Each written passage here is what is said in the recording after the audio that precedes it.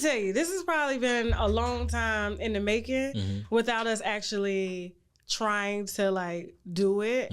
The viewers put this together. Yeah, seems like the viewers been doing it a lot. Will be like, yeah.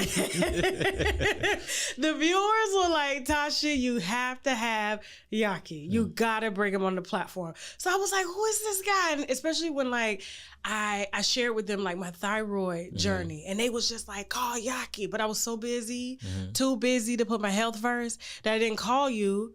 And you actually reached out to me, and I was like, I've been meaning to reach out to you.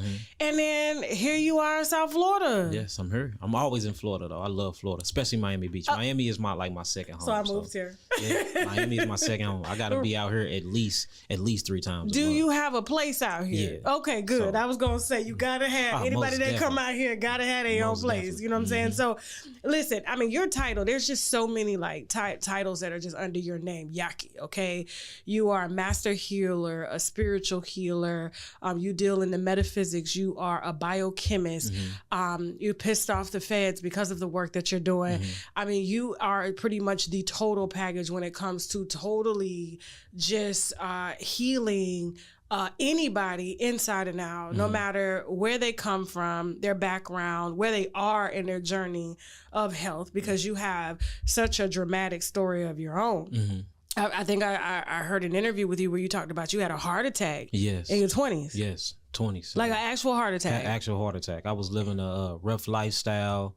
We was gang banging. We was selling drugs. We was, doing all types of crimes. And, I'm from St. Louis. So in St. Louis, when you get in gangs and stuff, you tend to do, weed and stuff like that. But it was a little era that came through where we was at, where we started snorting cocaine, snorting our supply.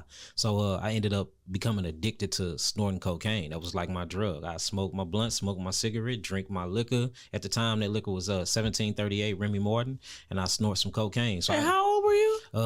This was between 17 all the way until like I was 21. Because I actually had the heart attack when I was 21. And then right after I had the heart attack, that's when I changed my life around. My mom and them always tell me to slow down and to stop because they see me gaining a lot of weight. I had accumulated diabetes. I had heart disease. I had scar tissue on my heart because that's what cocaine does. It actually weakens the cardiovascular system.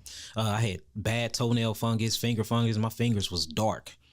I'm short. I'm 5'5", 5'5.5", something like that. How much did you weigh? I was just gonna say that I was almost up to 250 pounds. Oh my god! So it looked real bad on me. Then I had these patches on my face because my body was pulling all the melanin from my skin to heal and repair certain areas of my body, and I didn't know what these patches was. Were they dark patches? No, they was light patches. I had my face with light patches on them. So I'm dark skinned with light patches. So you can look in the mirror. Anybody can look at me and tell that I was unhealthy. But one day I ended up snorting the line. And after I snorted the line, I smoked a cigarette and I felt my jaw on my left side tighten up. But when you snorting cocaine, you get some types of sensations in your face where you really, you don't know what's going on. You high. So I started feeling this numbness in my right leg, and then it went and shot into my left arm. And then after that, I felt it in my heart. I ended up dropping. So we called the ambulance. Ambulance came, ended up getting me. And they was telling me while I was in the hospital, they like, you are actively having a heart attack. As you were in the hospital. Yes, but so a precursor to this though, I used to do this stuff and go to the hospital all the time anyway, because I felt like I was when you high, you become a hypochondriac anyway. So I was very paranoid when I was high, which was crazy. It was kind of like I was doing the same thing, addicted to stuff that bring me pain or to make me scared. Because I would snort a line of cocaine and then I'll feel something within my chest and I'll go to the hospital anyway. So, trying to prevent the side effects of you doing. But what's crazy is this. So I get to the hospital, right? And I'm in the hospital bed and the doctor came out and the doctor just looked like, here go Yahki again. But this time it was real. All the other times it was in your head and, it's just the cocaine. The cocaine gives you a neurocytotoxin that has you paranoid. But this time I was actively having a heart attack. And then on top of that, that's how I found out I had the scar tissue on my heart. I had high blood pressure. So I was taking medicine for my blood pressure, couldn't get up. So I'm young and I can't even 20. Yes, 21. I can't even get an erection because I'm on blood pressure medicine because my systolic and diastolic numbers was just crazy. You could not get hard at 21 during your peak. Yes, during my peak because of the actual blood pressure medication. So I used to just go days without taking it for I could get hard and have sex. So it's like, Didn't you probably would have had a heart attack again or a stroke. Exactly. So, and that's when I realized, like, dang, I'm in this never ending cycle because of things that surround me, my environment, and the things that I'm doing. So when I was in a hospital room on the bed, actively having a heart attack, and they were showing me on the EGK monitors, like, look at your vitals, look at your signs. This is how a heart attack look. I don't know, that particular time, it just scared me straight. You know what I'm saying? So I was like, no more smoking, no more weed, no more cocaine, no more nothing. So what happened was they ended up letting me go a day or two later. I ended up getting home. When I got home, I sat on my couch. And when I sat on my couch, you know, I'm crying, I'm boo-hooing. I'm just feeling like shit. Like, man, like what? Why is your life like this? You know what I'm saying? So I sit on the couch and I put my feet on the coffee table. And on the coffee table was all of my medicine. Like 6 bottles, blood pressure medicine, diabetes, all types of medicine. Now you said you had diabetes 1 and 2. I had diabetes 2, not 1. Oh, okay. So I wasn't insulin dependent, but I did have diabetes though. Okay. So what happened was, it was a beautiful moment at this time because I was finally sick and tired of being sick and tired. Like I was done. So I end up kicking my medicine off the table. I'm crying. I end up kicking my medicine off the table. And when it hit the ground, it appeared to me right there like I'm never taking this shit again. So what I did was I said, well, let me turn on YouTube and see if I can, you know, find another remedy without taking the medicine. So I turned it on YouTube and this white man popped up. I'm listening to this white man, Caucasian man. I couldn't really feel him. But, you know, on YouTube, after the video leave, it's a suggestion where other videos come up. And guess who popped up? Dr. Saban. I was gonna say. So I'm seeing this black man, tall, skinny, with a gray beard and a bald head, talking about some I've healed sickle cell anemia, leukemia, HIV. And I'm like, this nigga is lying. Ain't no, these are incurable diseases. That's what I'm thinking to myself. But the more and more I listened to him, he made sense. So, you know, I'm a cancer. Cancer's got addictive personalities. The reason why I was into drugs and stuff in the first place. So I started binge watching him. And literally I stayed up for 2 days straight and watched all of his videos. It got to the point where I was so obsessed with the knowledge that he was teaching. I knew all of his wives' name, his children's name, how old they was. I knew all of his herbs. I knew everything because I binge watched him that much. So I ended up reaching out to Usha Village. I reached out to my eye. You know, they gave me some pointers and some clues to things, but they really weren't giving me that much information. You know, but I was given a lot of information from the video. So I said, you know what? Let me try to just do this myself. So I ended up signing up for a herbology class. Studying herbs, buying herbs, messing with the herbs myself. Ended up studying herbs for like 3 years, and then I ended up getting an actual certificate in master herbalism. We did like 2,000 hours just on herbs. So once where do you find an herbology class at? So you got so many of them, but you have to find ones that's accredited to the AGH. You know, because you got different types of herbal societies that have doctors in them, and them the ones that I actually applied for because you actually get accredited, like you actually looked at as a herbalist. It's some where you can just go on and take a herbal certificate and it don't mean nothing. It's just back to somebody else. But like the ones I went through a few of them. These were actually accredited through the National Herbal Society and in the United States. In the United States. But I'm surprised they even have something like that. Yes, now they do. But again, who they back by is people out of the country though. But a lot of doctors are actually into the practicing of what they would call pseudo pharmaceuticals or natural remedies. I was gonna say, because I was just like, did you take this course out of the country? Because no, I took it in the country. End up getting a certification, but the certification is actually valid out of the country. But since it's the reason why it's so valid in the country, because it's backed up by a lot of doctors, and a lot of doctors took the same certification. So I'm in there with all the doctors. I'm in there with all of them. Those that actually have doctorates, been in school 9 years to get their license, but they want to do some type of allopathic some type of allopathic treatment or practice, and then they want to go and get their naturopathy. When you get your naturopathy, you have to go through some type of herbal course or chemistry, and that's why I went through. And then, so that's why you're technically like a naturopathic doctor yourself. Yeah, technically. Then I'm a certified biochemist. So I love biochemists. I've been doing that for like the last 10 years. So I got a lot of certificates, but I don't like to talk about them a lot. I show them in some of my videos. You can see them in my office on my thing. When people do articles on me, they tend to list my certifications because they make me send them all in for verification statuses. So I just don't like to talk about them because I don't want people to think that you need licenses or any type of a certificate to heal yourself, because I healed myself of diabetes. I healed myself of scar tissue on my heart disease, toenail fungus, all of these things before I really even got the certification. You don't need those things. And then we have to think about indoctrination. When you go into these schools and you learning these things, a lot of it is lies, and it's based off of the biomolecular structure or the biochemical makeup of other people, not us. We are unique people. We have unique gene expressions. When we talking about the black man and the black woman, our basically our mineral bioavailability is different. We are more mineral dense than other people. We have what you would call gut microbial diversity is way more diverse than other people. Everything about our molecular structure is different than any other human species on Earth. But yet we're given a one plan kind of fits all exactly for all races when it comes to like dieting and exercising, or just holistic as a whole. For like instance, the 5 food groups, like the crazy or that bullshit pyramid scheme. Yeah, that's what I was gonna get to. Like the pyramid, like, because I'm like, that pyramid has changed so many times, but I'm telling you, I don't even refer to the pyramid anymore. I go to how I feel facts. from my food. Yeah, and that's spirituality. That's what you call food and body, or food and mind connection, which is a real thing, because we have to understand that food, living food, it emits a hue or hertz that's called biophotons, and these are light cold frequencies when food go through something called photosynthesis. And when food go through photosynthesis, they're basically converting sunlight, and they're condensing that sunlight and then turning it into something called chloroplasts. Then chloroplasts turn into something called chlorophyll. Melanin is equivalent to chlorophyll of a plant. So the plant gives off this hue called chlorophyll, which makes it green. This green chlorophyll is very, very good for the body. It helps you detoxify your cells. It kicks on something called glutathione. This is your detoxification mechanism in your body. Well, we have something called melanin in our body that we go through something called biosynthesis. So the plants go through photosynthesis, we go through biosynthesis, where we take the sunlight and we condense it to melanin, and it does the same thing. It kicks on melatonin and serotonin. Serotonin is what regulates your moods. It what makes you happy, sad. It what gives you erections. It makes you horny for you can procreate. So we need all of those things, but the only way we can truly get it is by way of the sun, or what the sun feeds. And the sun feeds the actual plant kingdom.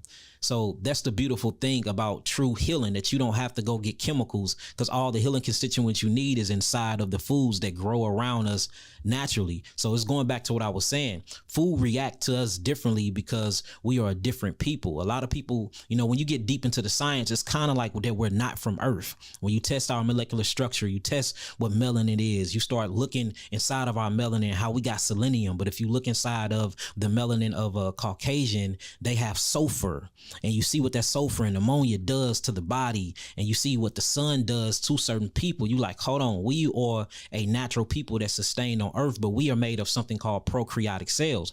Prokaryotic cells doesn't come from Earth. We are made of prokaryotes. But if you look at eukaryotic cells, which is what we had to evolve to sustain here, to sustain our vehicles here on Earth, that's what all the other species have. So when you actually check the vaginal bacteria of a black woman, and you check the vaginal bacteria of a Caucasian woman or an Asian woman, the diversity of microbes inside of the black woman's vagina is crazy. It's like there to sustain any type of disease. But if you check any other ones, they don't have that diversity. So you have to ask yourself, where did all this bacterium, all these archaeas, all these viruses, and all this microbiome come from? These come from outer space. So when you truly look at us on a molecular level, we are aliens. So that's how I approach my healing.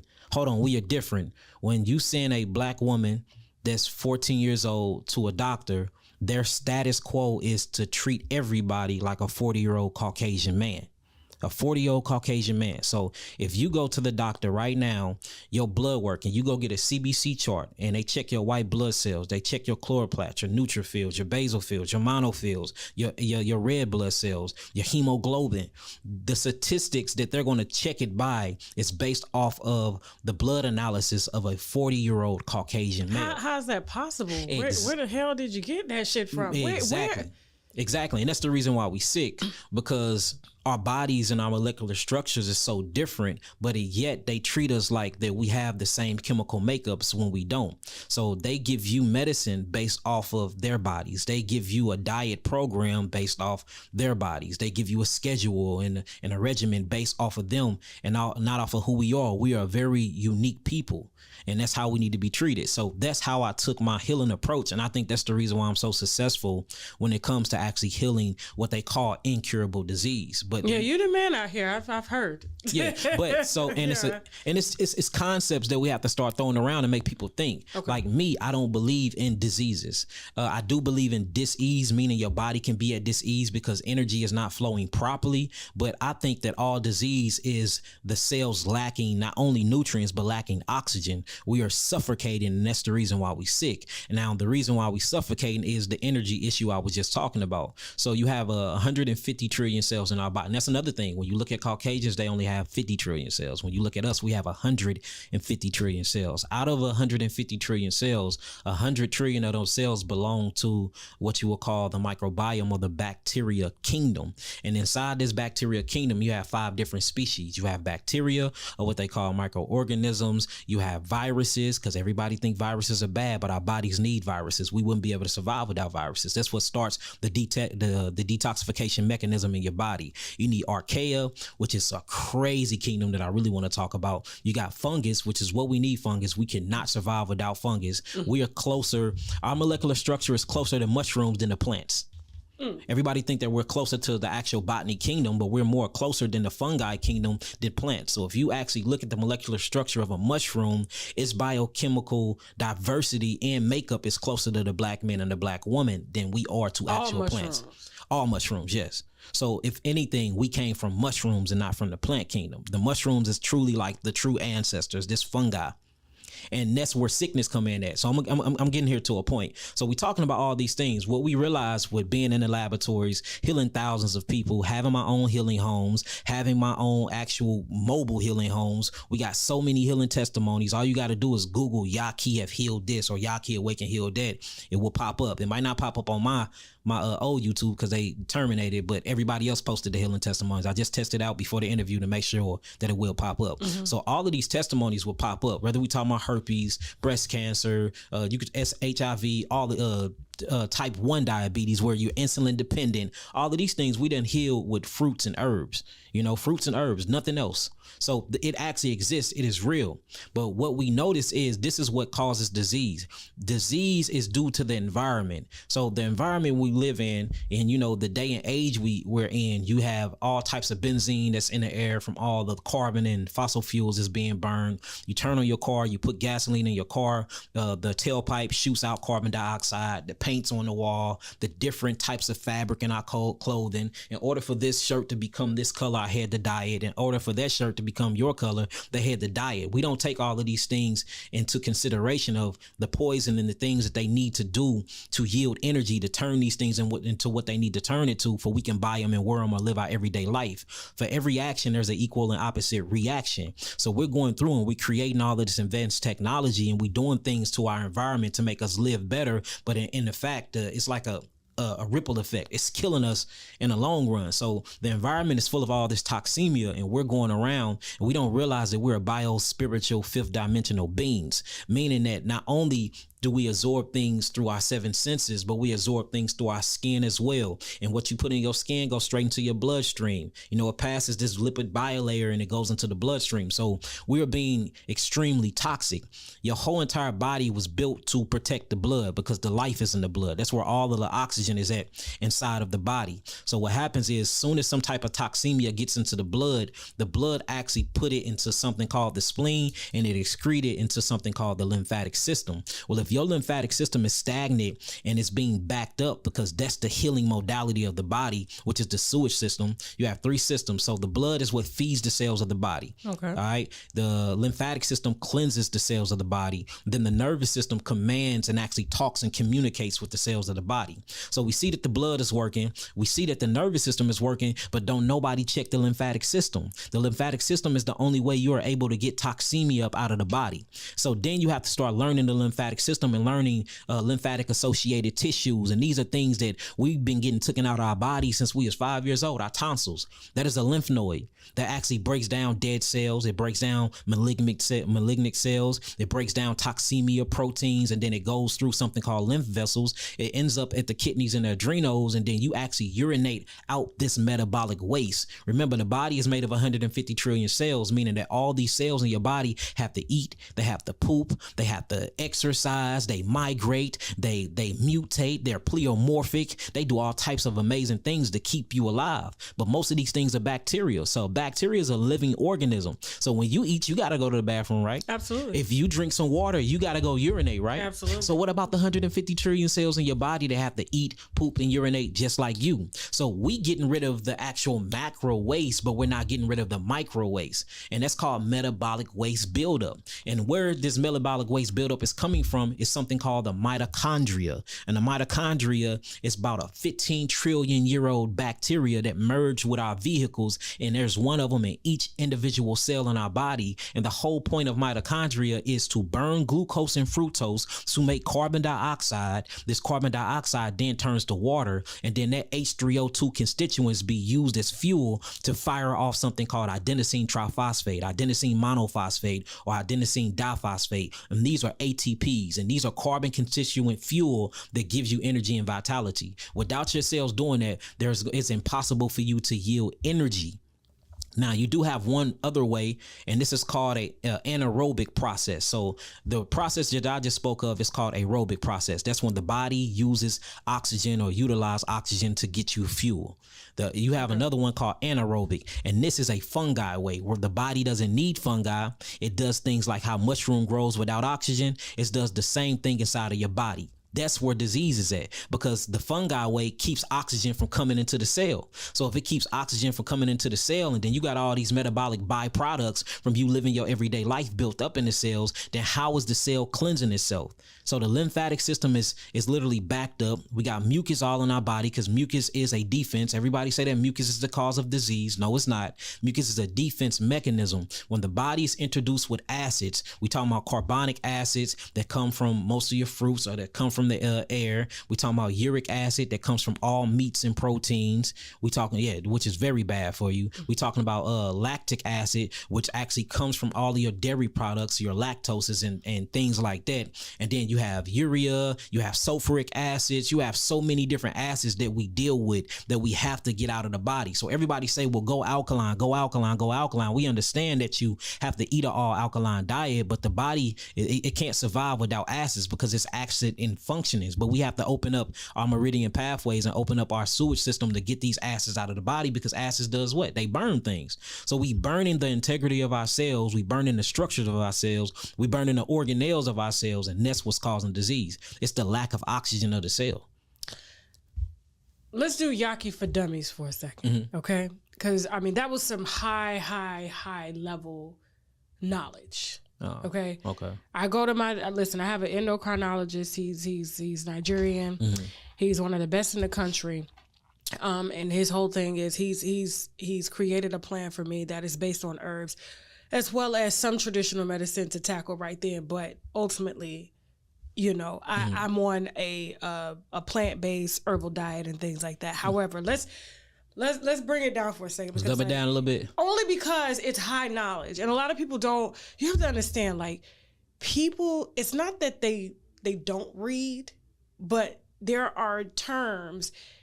First of all, in the United States, I don't need to go there with you because you already talked about it.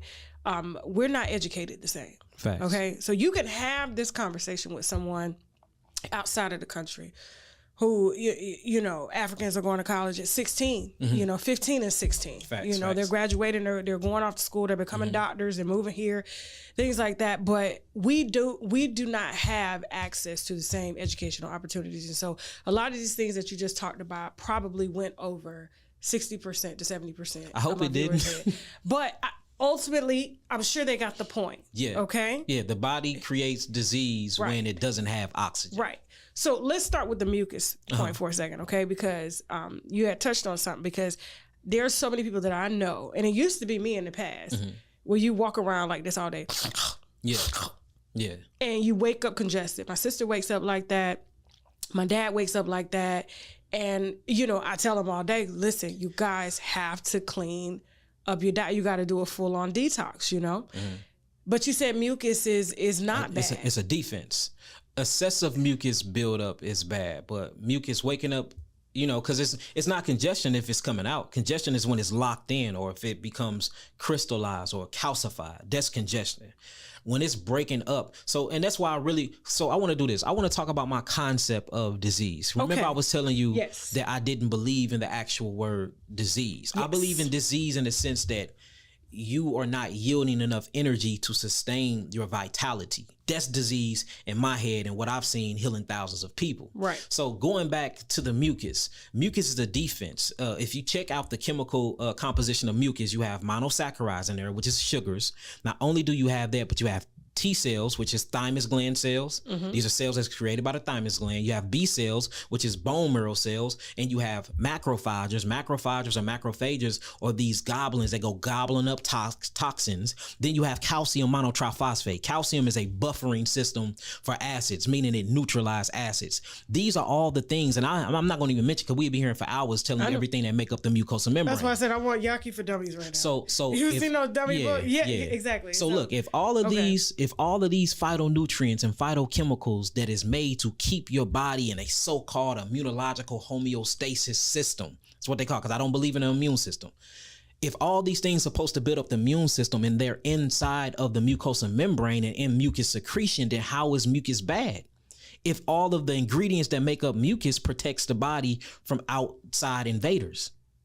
So when you look at the role of mucus is to protect your body from outside things. That's why if you look at your digestive tract, it starts from your mouth and it ends at your anus. The whole entire tube is not in your body. Even though it's inside of the flesh, it's not in your body until it goes through these things called blood capillaries and break down the phytonutrients and ended up in the blood. That's the only time it go in your body. Any time other than that, it's outside of your body. It's a hollow tube. Only time it go in your body is through something called a 9-inch tract that's called the duodenum. So what do you call that when we have millions of people around the world that are all day? So what is that? It's called catching a detoxification. So for instance, if you are say you cool through the whole summer and then the winter come and the moment you go outside with a coat on, your nose start running and you start sneezing and coughing. What happened? The summer is acidic. It's the sun. The cold is alkaline. Whenever you have alkali agents inside the body, a detoxification process start. So to see somebody sneezing and coughing up mucus is a good sign to me because it's better out than in, because the mucus, excessive mucus in the body suffocates the cells. And then when it suffocates the cells, again, calcium is going to come and try to buffer out the acids. So you got acids mixed with mucus, mixed with calcium. That's called solidification or calcification or crystallization. So now this is where it gets impacted in the system. So when you start seeing mucus coming out, that means your body is going through its natural state of detoxification. Our body does it every day. The whole thing is when mucus stay in the chest, that's when it gets corroded and get corrupted. Now you got bronchitis. If it stay inside of the joints, that's when they call it arthritis. If it starts to penetrate the nerves of the cells, they gonna start calling it multiple sclerosis. If it start breaking down skin tissues, they call it psoriasis. If it gets in the back of your eyes and it messes up the octave lobe and crystallization set there, that's when they start calling it actual glaucoma. If it gets on the top of your head and it crystallizes there, they call it dandruff, alopecia. So we talking about not getting rid of mucus is the disease because it's suffocating the cells, it's bringing up fungus, and you're locking in acids instead of getting acids out. When you're sneezing these things out, notice what a sneeze is, hachoo.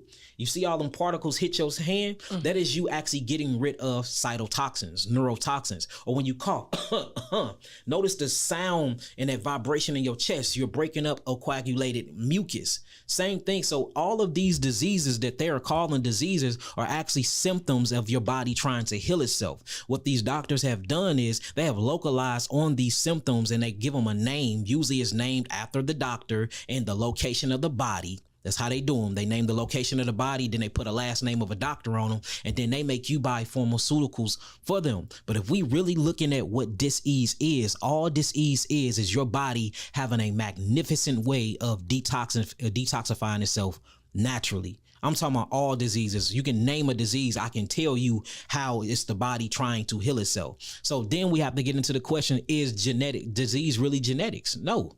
Now you do got one that you can pass down. That's a mutation of the blood, or what they call sickle cell anemia. But that's the only one that I can really even think of that you can actually pass down. What we're passing down is bad traditions and bad eating habits, or we never leave in our environment. So mucus is a defense. Mucus is a plus. Excessive mucus buildup is bad. And the only reason mucus can build up excessively if you never change your diet when you're going through your detox. That's you coughing and hacking up this stuff, getting rid of it, but you putting the same things in your body that's keeping it stimulated in the first place. Because remember, it's a defense. So if you bring in benzene from the air, if you bring in carbon dioxide from the air, if you bring in different fabrics, the reason why we're not supposed to be wearing mixed fabrics and stuff like that, plus it lowers the electrical magnetic hertz of your body, you're going to start seeing a mucosal response. But the moment that you change your environment and you stop eating acidic forming foods like meat, protein, dairy, and gnarly grains and beans, you actually get rid of that stuff and you eat a predominantly alkaline diet, you notice that the mucus dissipate.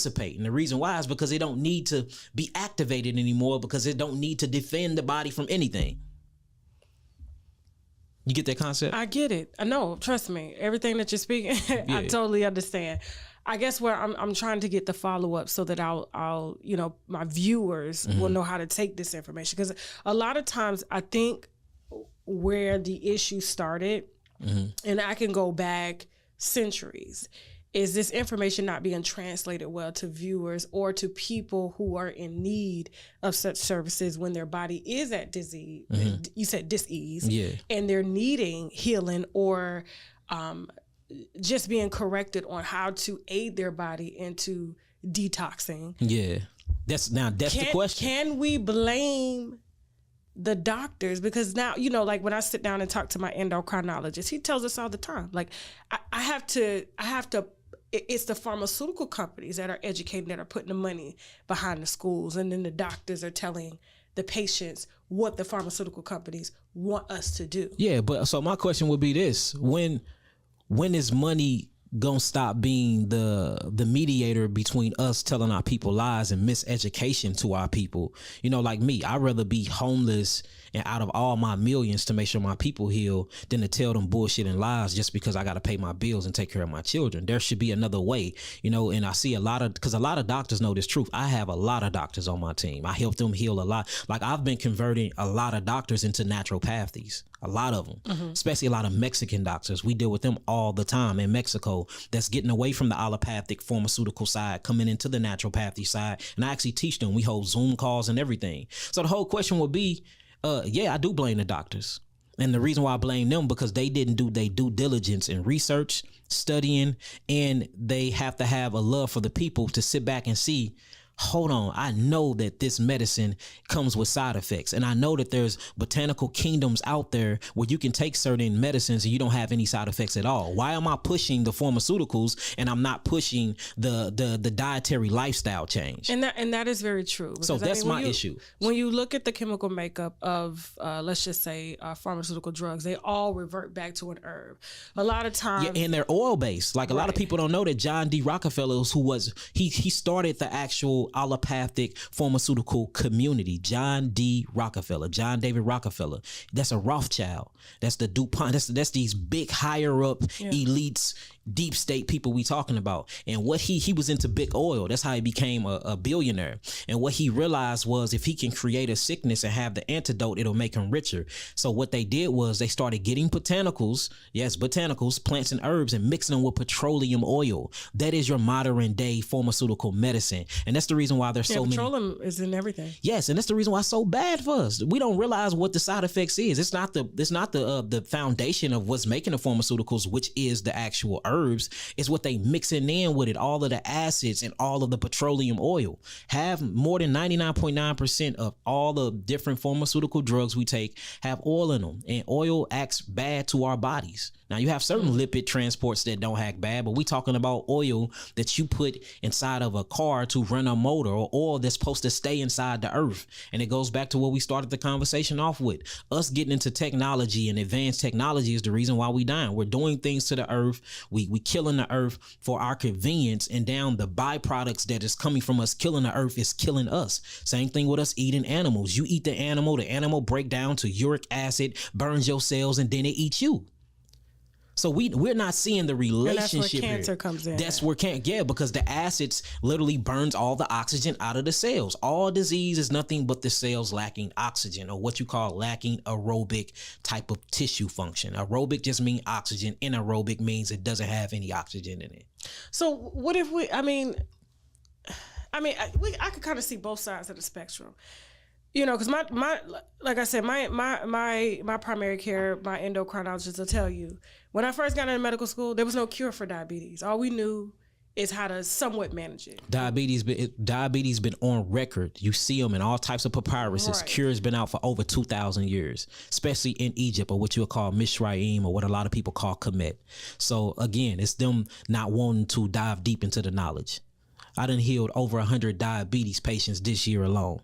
It's easy. And I'm talking about ones that's actually insulin dependent, that has a fluke worm inside their pancreas. It's something called the islands of Langerhans that's not communicating with the beta cells to produce insulin to bring down the glucose factor in the blood. It's been out there. These remedies been out there. This is nothing new. I'm not the only healer with these many testimonies either. I do know that. So to me, like I said, it's the love for the people. Do you really love your people, or do you love yourself more?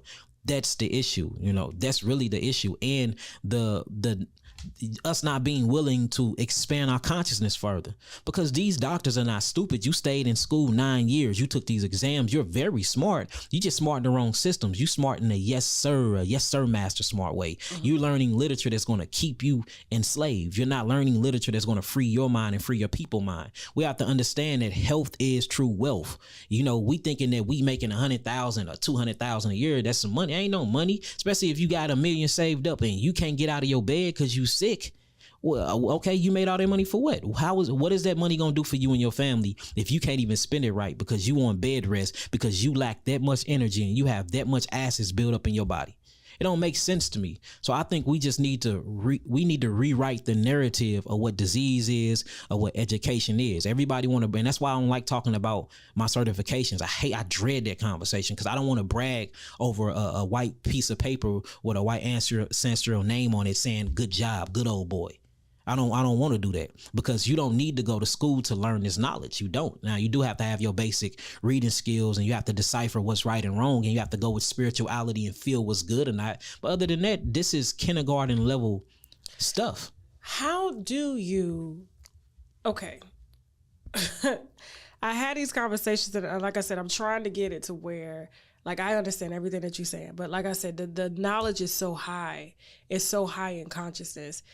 When you have someone who doesn't have access to the same education as you have, or the same knowledge that you have, and it may be easy for you, coming from where you come from, saying that, hey, I was able to open myself up in every way possible to receive this knowledge so that I can give back. What about people who don't have access to give it back, and we are surrounded by a machine that is already in motion? So before I answer that question, I say this, Goddess, I don't think you're giving our people enough credit. We are a smart ass people, even the dumb ones. I'm not even talking about just my people. I'm talking about just people in general. Oh, people in general? Or whose consciousness has it. Because, you know, children don't arrive into consciousness until around 6 or 7 sometimes. So I would disagree with that. I think children are very much conscious than us, especially when you're talking about like on a theta state. Children are very conscious. Now, what happens with children is we mold them and we dumb down their consciousness. Like, have you ever seen a child when they're like 3 and they play with toys or they play with imaginary shit, and in their mind it is real? They got capes on, they jumping off couches, they talking about monsters. They see things that's invisible. They have an invisible friend that is real to them, having full-blown conversations. They're interacting with other dimensions of densities. They dream. Their imagination is out of this world. They make a whole house out of a damn box that you order from Amazon. Then we constantly tell them no. We tell them don't jump or you bust your head. We installing fear into them. We telling them what to watch. We turning on the TVs. We introducing them into these electronics, EMF frequencies like cell phones and tablets.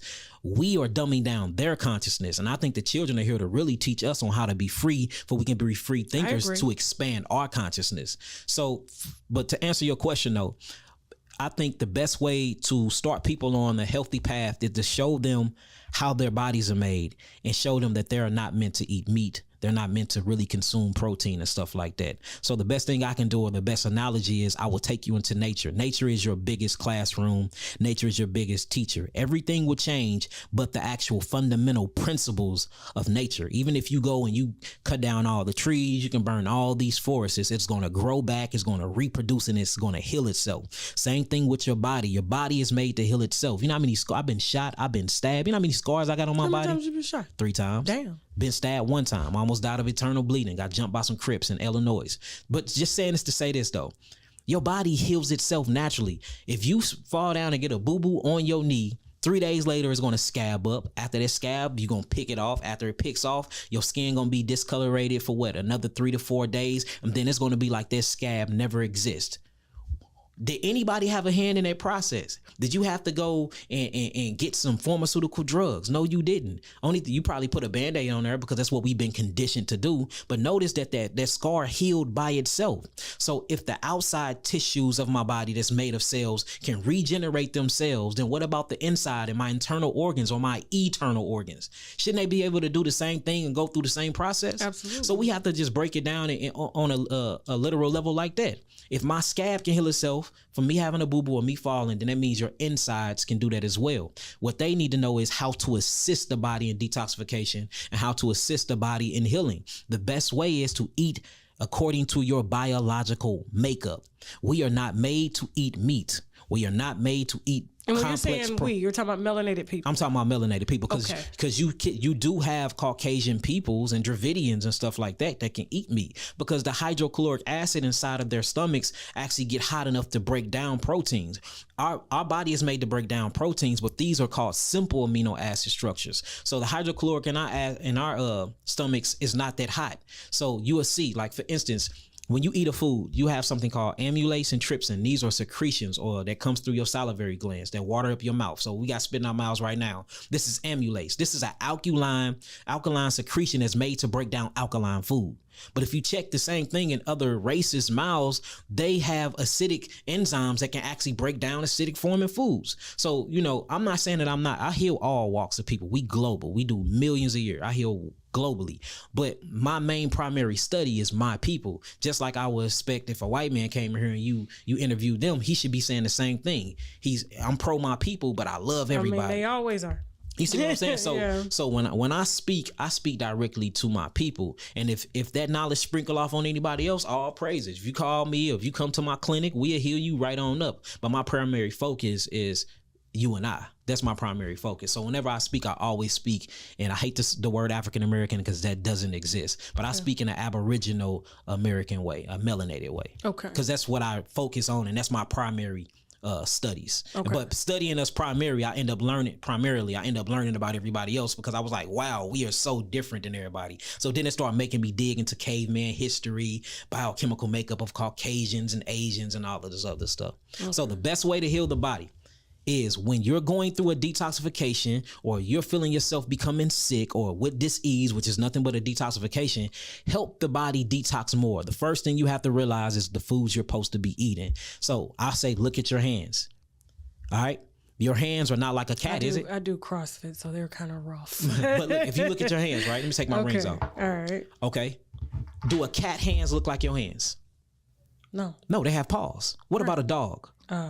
No, they got paw. What about a bear? You're asking me questions. I'm having to think about it. Like I'm like, no. What about a bear? No. What about a lizard? No. What about any reptile? Do their hands look like yours? Okay, so what do your hands look like? What about a gorilla? No. Yeah. Oh. Yeah. So now we're getting into actually the physiology of the human body in the food relationship. So look at your body, look into nature, find who your body closely assimilates with and see what they eat. Do gorillas eat meat? No. No, they don't. Why? They're very, very... The strongest in the jungles. Very muscular. You're taking me back to a lot of stereotypes that have been going. But you see where I'm going? You see what I'm saying? I know where you're going with this because I'm like, we were compared to gorillas? I mean, Black people. I mean, so if we really want to get into that, we'll closely assimilate to their primate, but if you look at Caucasians, they closely assimilate to monkeys. They lips and everything. So I mean, if they want to compare, if we get compared to gorillas, which I don't mind. What my hands say? So I'm just saying. So now I want you to look at this. So right, cool. could a lizard go up to a tree and pick an apple from the tree with his fingers? No, it can't. No. What about a grizzly bear? Can a grizzly bear go to a tree, pick an orange, and peel that orange with his fingers? No, it can't. And his claws are way too long. Right. Could a gorilla go to the tree, pick a orange, and peel the orange? No. It can. No, yes, it can. It can. So now we're starting to get into this physiology food relationship. Your hands are different from every other species on planet Earth. Let's go to our teeth. Is dogs' teeth like ours? No, they have long canines too, and they canines, or even felines, the cats' canines are for penetrating meat and flesh and ripping it from the bone. Right. Can you go in the jungle right now and bite through a calf all the way down to the bone and rip the meat? No, you can't. Or what about this? Let's get into the lower extremities, our legs. Can you get up to 40 to 50 to 70 miles an hour to track down your prey and to chase it down? No, you can't. But you see, in the animal kingdom, as far as a carnivore, they have long canines. They're horizontal. They're not vertical. They don't stand upright like us. They're horizontal. They sit low to the ground, for they can get up to 50 miles an hour to chase their prey down. When they chase their prey down, they use their claws to rip the jugular. Not only that, they use their claws to rip the flesh open. They got canines for when they bite into the actual meat, they can rip the meat from the bone. Then it's different too. When they swallow this food and actually the meat goes into their stomach, their intestinal tracts is only from 6 to 16 feet long. Guess what your digestional tract is? 30 to 36 feet long. So you can't have that meat inside of your stomach too long, because you would get putrefaction. See that our digestive process go through something called fermentation, where these things break down into fructose and glucose, and we use that fructose and glucose for energy. Theirs don't break down through fermentation. They break down into putrefaction, which means the rotting flesh thereof. Rotting flesh in your stomach yields all types of parasites. That's why you see dogs with parasites, cats with parasites. These parasites is very gnarly to our body, and it eats all of our organelles out of our cells, meaning our cells cannot function without its organs, right? So even the digestional tract is different. Their hydrochloric acid is 10 times hotter than ours. So their hydrochloric acid is meant to break down their food. Then you see they got tails. Most of their tails is to actually pivot them to the wind. And at the tip of them, they have senses for their environments. They sense of smell is way heightened in ours, because they have to smell blood from afar. So everything, their ears pitch up for they can hear things. These are predators. So if you look at a predator, predators are built like that. Predators eat meat. Predators are omnivores. But when you look at an actual frugivores, which is what I've done came to the conclusions that we supposed to eat mainly fruits and a little bit of vegetables. We're not built like predators. Our anatomies is built like nurturers, like hunter and gatherers. It's a total type of different molecular build when it comes to our body and our biochemistry. And that's why a lot of our homeland yields the most fruit. Exactly. Now, check this out. Humans are the only, and gorillas and some monkeys are the only things that can walk up and lift their arm up and have the luxury of pulling an apple from the tree and biting into that apple. And we'll have to chase it. We don't have to chase it. It's there waiting on us. We're the only ones. You see that? And when you look at it, name any other animal that can go to that tree and do those things. So I would say this: look at your molecular structure, go into nature, study your own body, because you're in it your whole life. Ain't nobody else in it but you. You should know everything about it. Mm-hmm. And that will automatically show you the foods you're supposed to be eating. You don't even have to think about it too hard. You just got to get away from the indoctrination and the education of these school systems, because they will never teach you nothing to set you free, because you being enslaved mentally is how they benefit off of you. So the moment that they teach you something that's going to liberate your mind, that's going to stop them in their pockets. Why would they stop revolutionizing their money systems? So they would never teach you anything to make you free, ever. So we have to take everything that they ever tell us is bullshit. And one of them is that food pyramid, that dairy is good for the bones and calcium. Literally, milk actually strips the bone of calcium. Yeah.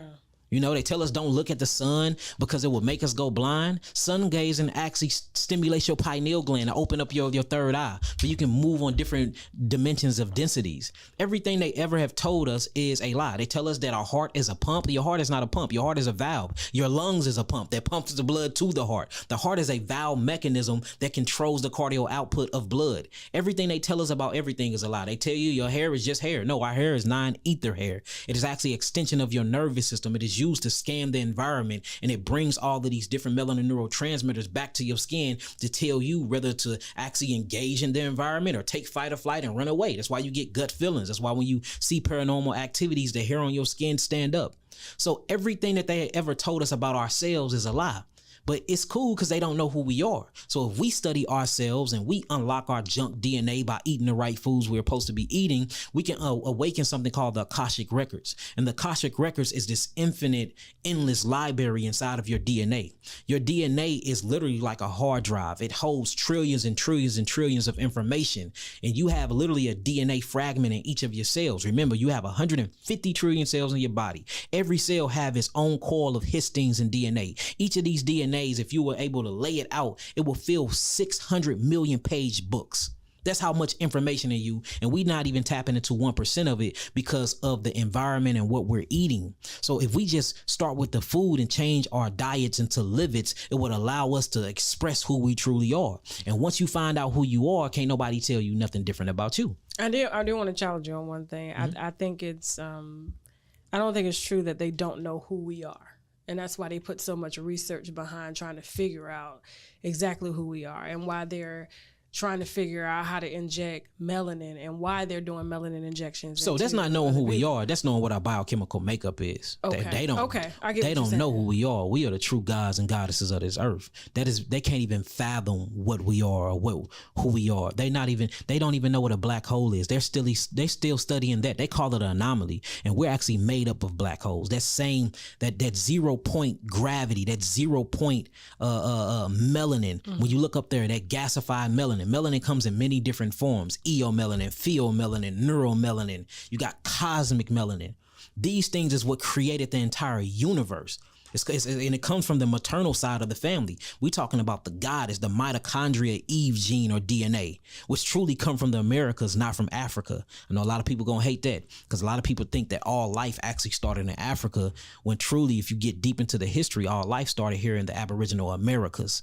The Tamari is really what's called Tamari or Tamari. Mm-hmm. So when you start really studying who we are, they can't even fathom who we are. They just know what we made of. And these are questions we need to start asking ourselves.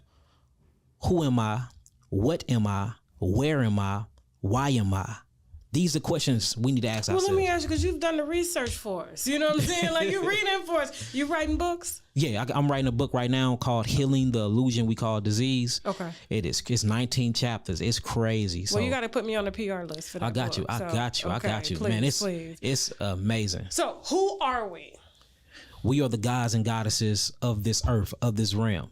But we don't come from this realm. I remember a lot of my past lives. Like, I know for a fact that I'm from Orion's belt. You have some people that's from Pleiades. You have some people that's from Sirius A, Sirius B. We have to realize that we are eternal beings, eternal creatures. Death is an illusion. All death means is that you're no longer sustaining this vehicle, but you have many different vehicles. There is no dimension of densities where you can travel to. Even in your dreams, you're in the body, right?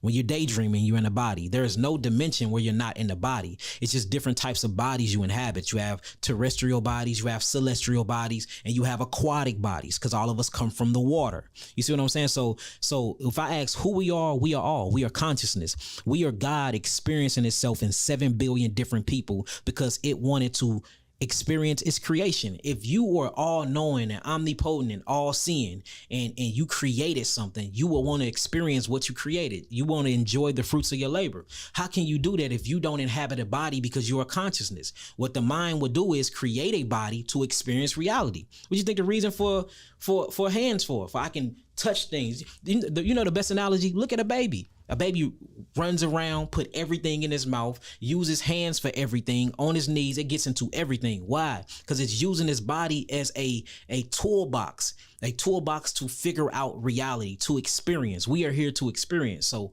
who we are God. where consciousness experiencing itself in a physical, terrestrial, or celestial form. And we go back to that. Yes. Or we transform. We transform or transfigurate. Okay. And it's scientific proof that we do that because you have something called pleomorphic microorganisms inside of your body right now that transform and transfigurate. 1 minute it will be a damn Candida albicans bacteria, and then it can metamorph itself into actual fluke worm.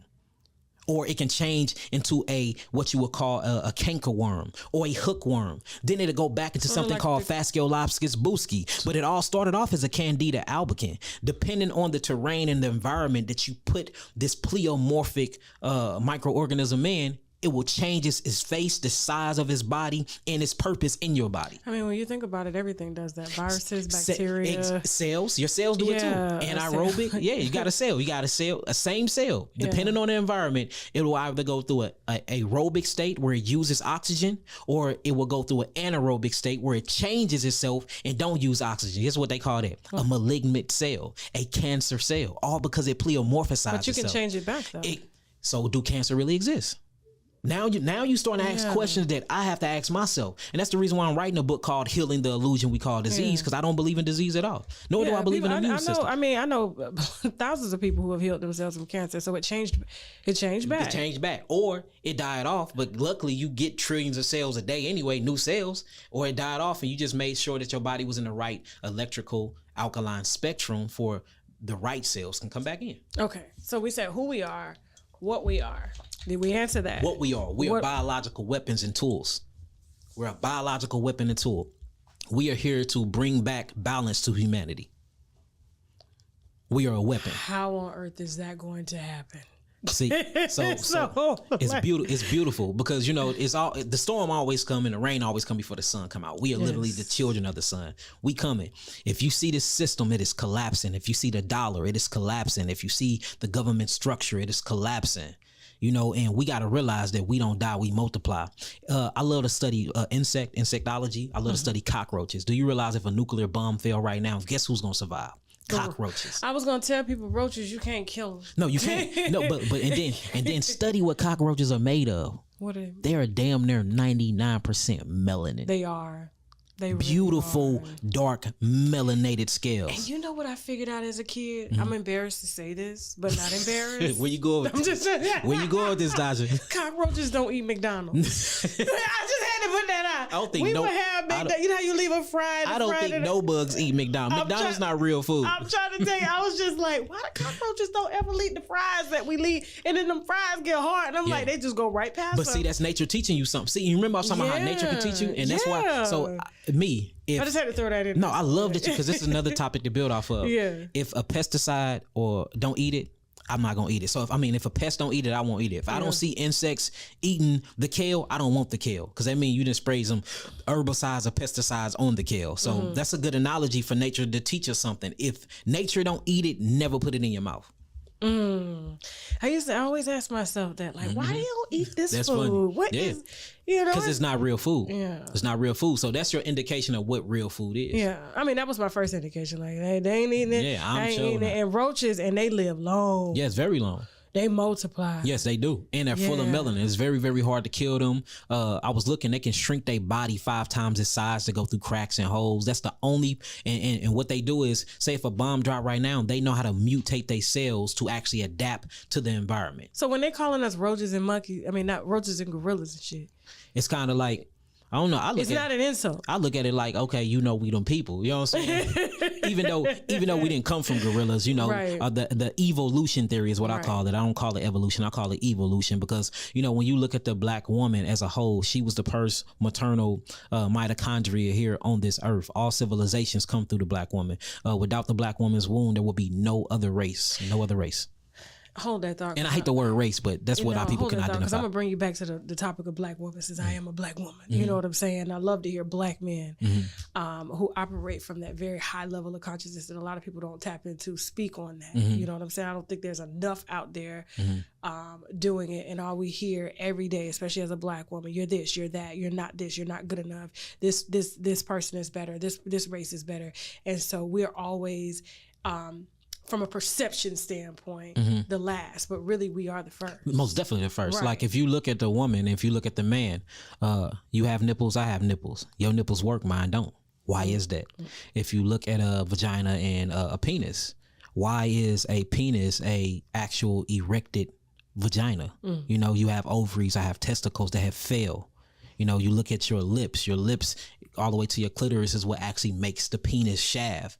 Everything about us is a mutation of a female, and then all cells start off phenic or start off in a female state until it goes to 6 weeks, and then 6 weeks it creates something called the Y chromosome, and then the Y chromosome actually ends up with the X chromosome, and these things is what give birth into the male, and it's when you start seeing the vagina metamorphosize into a penis. So all embryos start off female. So the woman determines the sex of the... Of course, it's called the mitochondria DNA, the mitochondria gene, the mitochondria Eve gene. Without mitochondria, we have no life, because the mitochondria is what yields us ATP and energy for we can have vitality to live our everyday life. Everything about the black woman scream God.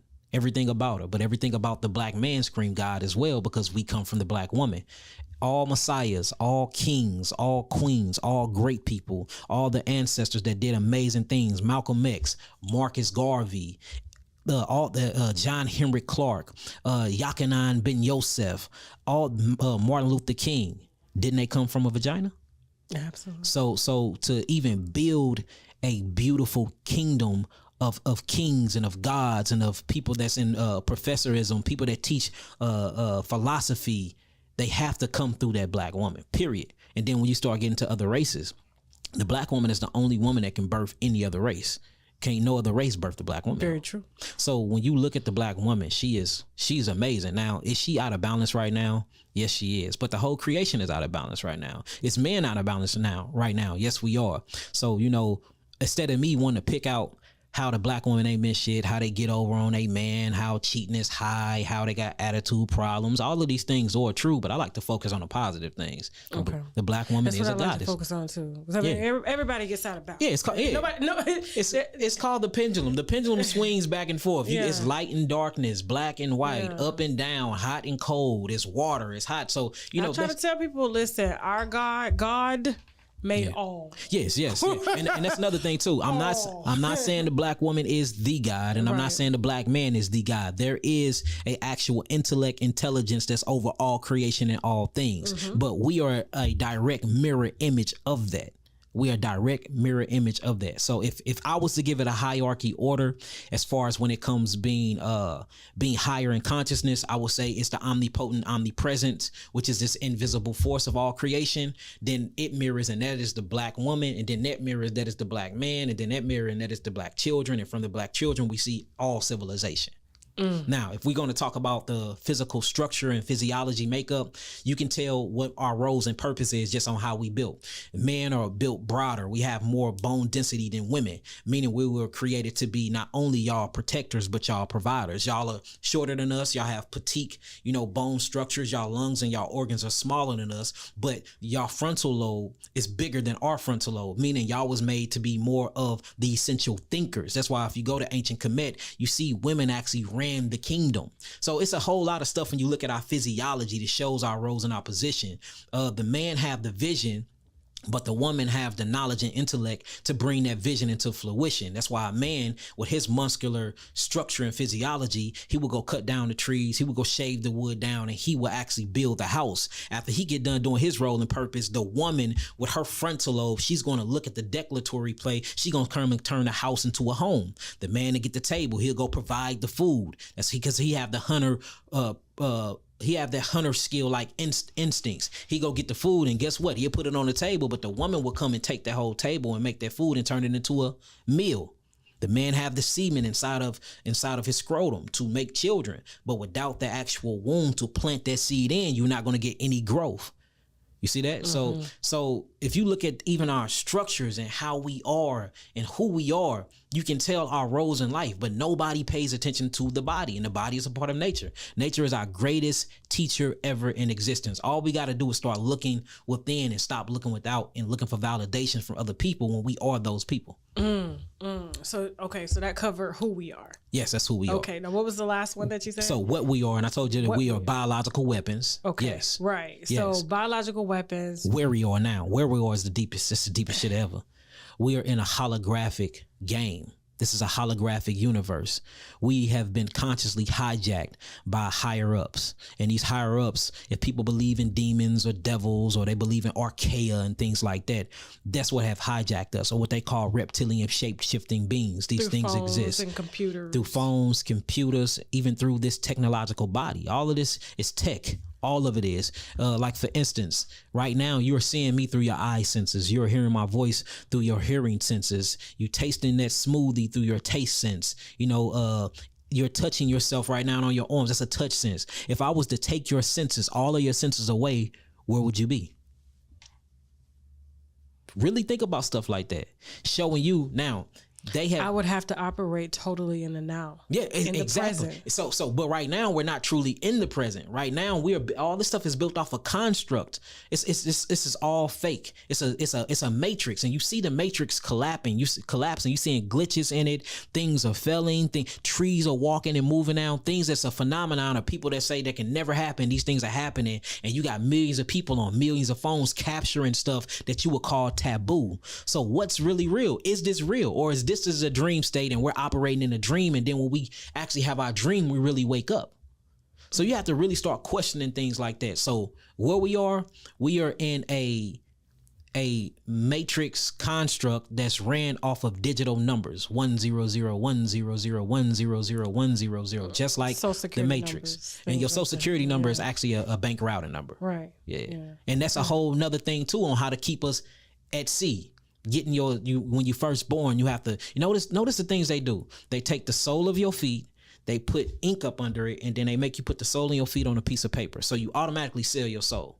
So parents are selling their children to the corporations. Corpse means dead. So you're selling them to these dead corporations as soon as they born. Then they tag them with a number. This number is literally a trust TDA account where there's millions and millions and millions of dollars that you can never ever tap into, because the moment you tap into it, that means you got your freedom. We should not be working. We should not be having to pay taxes. This is our land. We are nationalists. We are not civilians here, and we're not citizens. This is our land. We was here first. But you got the $1, $5 Indian, the way they came in and they act like it was this big old slave trade. And I mean, it's a whole lot of propaganda of stuff that they put inside of our faces that really didn't happen. But when you're dealing with a people that have severe amnesia through trauma experiences that we've been experiencing, and you keeping us doped up on pharmaceutical medicines, you keeping us doped up on GMO foods, you keeping us doped up on herbicides, pesticides, you keeping the hertz and the frequencies of our brain limited from the clothes we put on we don't realize what these clothes even do to our emitting of electrical magnetic energy.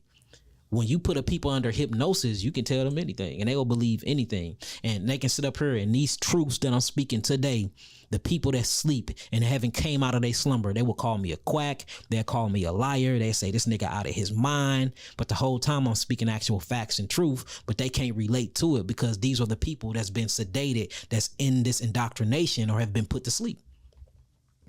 I mean, I have no, I guess no quorums with anything that you're saying, because knowledge is, I mean, no one can really kind of grasp what knowledge is. Yeah, all knowledge mean is to know the ledge. That's it. Knowing the ledge. And we get knowledge in many different forms every day, especially when you tap in. Okay. Facts. I just like you said, like these clothes and things like that, just so I could kind of break it down, just in case viewers don't really get what you're saying. But, and it's not that I'm assuming that they don't know, but some people are just not tapped in yet. So tap them in, Tasha. Let's see what you got. I want to hear it. Okay, so I'm always naked. Me too. Anybody that knows me knows you come into I'm naked. Me too.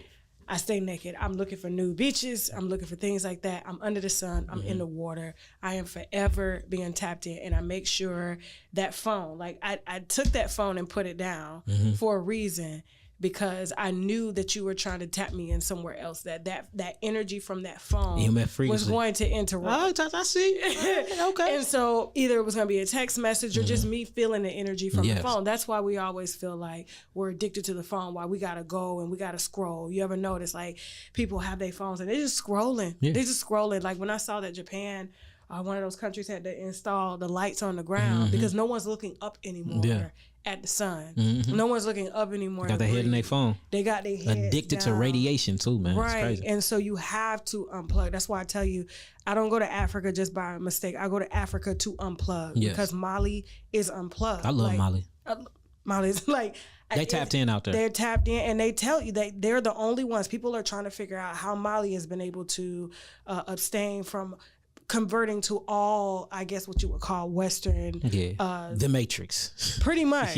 Yeah. So, and it's just, I see exactly what you're saying. So when you put clothes on, you're interrupting the energy from hitting your body. Yes. Always. And the sun. What about your shoes? Air, water, all of that. Yeah. I stay barefoot. Got to, because you got to ground. Right. So like a lot of these things I just know by nature. I don't know because someone told me that. I know. You let nature be your class. What I've been saying. See that? Exactly. That's all I'm saying.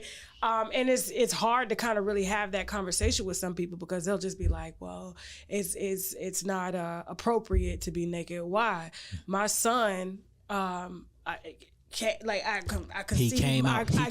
naked. Look, he came out with his clothes off. Right. No, he came out with his clothes on. These are your clothes right here. Exactly. That's your clothes. And we've been conditioned to think because they've covered us up. So now when we see somebody naked, we've now made something that was meant to. And not only did they cover it, they perverted the knowledge too. So now it's looked at like, ugh. But we talking about a certain type of people that came to our shores, convinced us that we're not who we are, that raped our mothers, that raped the man too, called bucking the buck breaking, that did all of these homosexual acts and activities on our people. So these are people with already a perverted mind. So when you are raised and trained and you're educated by perverted minds, subconsciously, instinctively, you're going to inherit a perverted mind. So now and it's something called transgenerational epigenetic inheritance, meaning that past traumas of your ancestors can pass down through you by way of your genome code. So when you see something naked, it's that's nasty. Why is that lady, showing herself like that? And and don't get me twisted. I'm not talking about women that's out here with their ass out and stuff like that. That's a total different types of, because them are people that's a part of the pervertiveness. A lot of times it's not their ass. So like fact. But I'm, because like, what's crazy? This is how perception is crazy.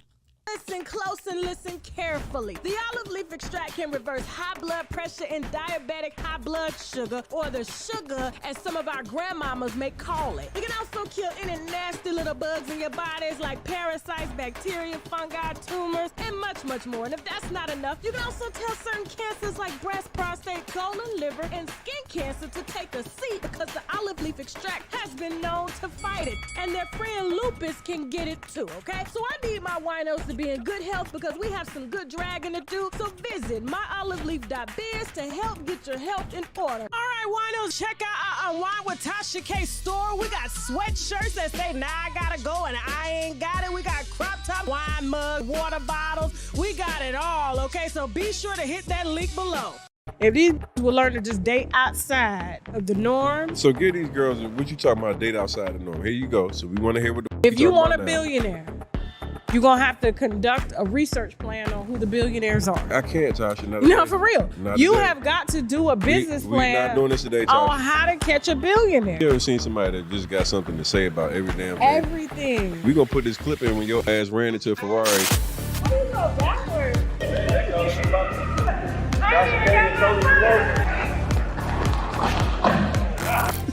I'm trying to do the interview and my husband must have ate something bad. So he just kept farting during the interview. I kid you not. He just farted. The Shake, he African. He don't give a shit about farting no more. You farting on set, then you had to go to Waffle House and take a shit. Yeah, because I cuss his ass out all the time. But you ain't never had to cuss me out. No. Well, I mean, on the podcast a few times, like when you call black women black, some of these black bitches. Nah, you just try to do that to save your face. I mean, I let you see, that's the one thing about I'm a real nigga, man. Like I let her win sometimes because she my dog. Like, see, this is the thing. Like sometimes you gotta get so much. See, I know that them black women will wearing your ass out about old girl. Who? Don't play. Who? Miss, I ain't got it. Oh, Don't play with me. You talking about my sister-in-law? The one that want her money.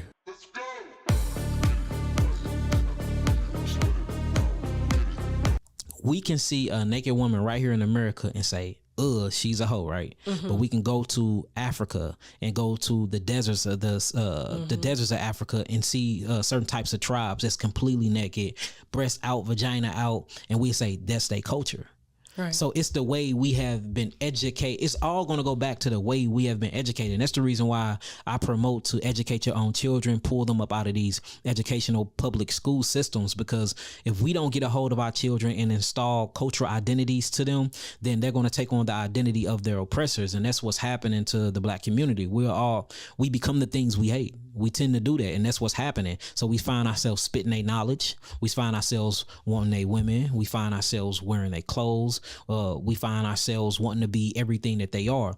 And it's a scripture in the Bible that's crazy to me. It says, envy not thy oppressor. And I'm like, dang, we have done that due through all the hatred that they have gave to us, and we giving that same hatred back, and we don't realize that we are turning into the very people that we will teach our children never to be. And we just got to get out of that system. I just think it's time, personally, I think it's time for us to focus on us. And I think if we focus on us and quit worrying about everything, we make our own shoes, we make our own clothes. Okay, y'all like Balenciagas. We can make our own form of all these things. And then we understand that most of this stuff was stolen from ancient America and ancient Africa, like your Louis Vuitton symbols, your Gucci symbols. These are all symbols, a part of West African tribes. They literally went over there, voyaged over there, seen they patterns, brought this shit back to America and created $1 billion corporations off of our tags, off of our logos and stuff. It's the craziest exploitation I ever seen in my life. But we'll never know these things if we don't educate our children with the truth. You know, not the facts, because anybody can make up facts. Facts are just something scientifically proven. I'm talking about the cold-hearted truth, something that when you hear it, you feel it, you just know is right. And I think that's what our children need, for real. And that's a part of holistic healing too. You know, you can't just give everybody herbs and tell people to change their diet, but you're not changing their other diet, which is food for thought. You know, that's your true diet, what you're allowing inside of your mind, you know, what you're allowing inside of your actual neural links. So we not only need to change the food, change the water, change our environment, change the people around us, but we need to change our literature. We need to change what's on the TV. We need to change our toys, because we don't realize that we're bringing this inferior mindset into our home just by giving your child a Superman. He's automatically identifying with that Caucasian Superman that's superior over him. He's automatically looking at himself as he inferior. And he's going to do everything to mimic that superior white male with a cape on. We can just change that. I mean, we all do that subconsciously. So we see a lot of these public figures or celebrities. Everybody wants to be a Beyonce. They want to be a Jay-Z. I would rather be that. Right.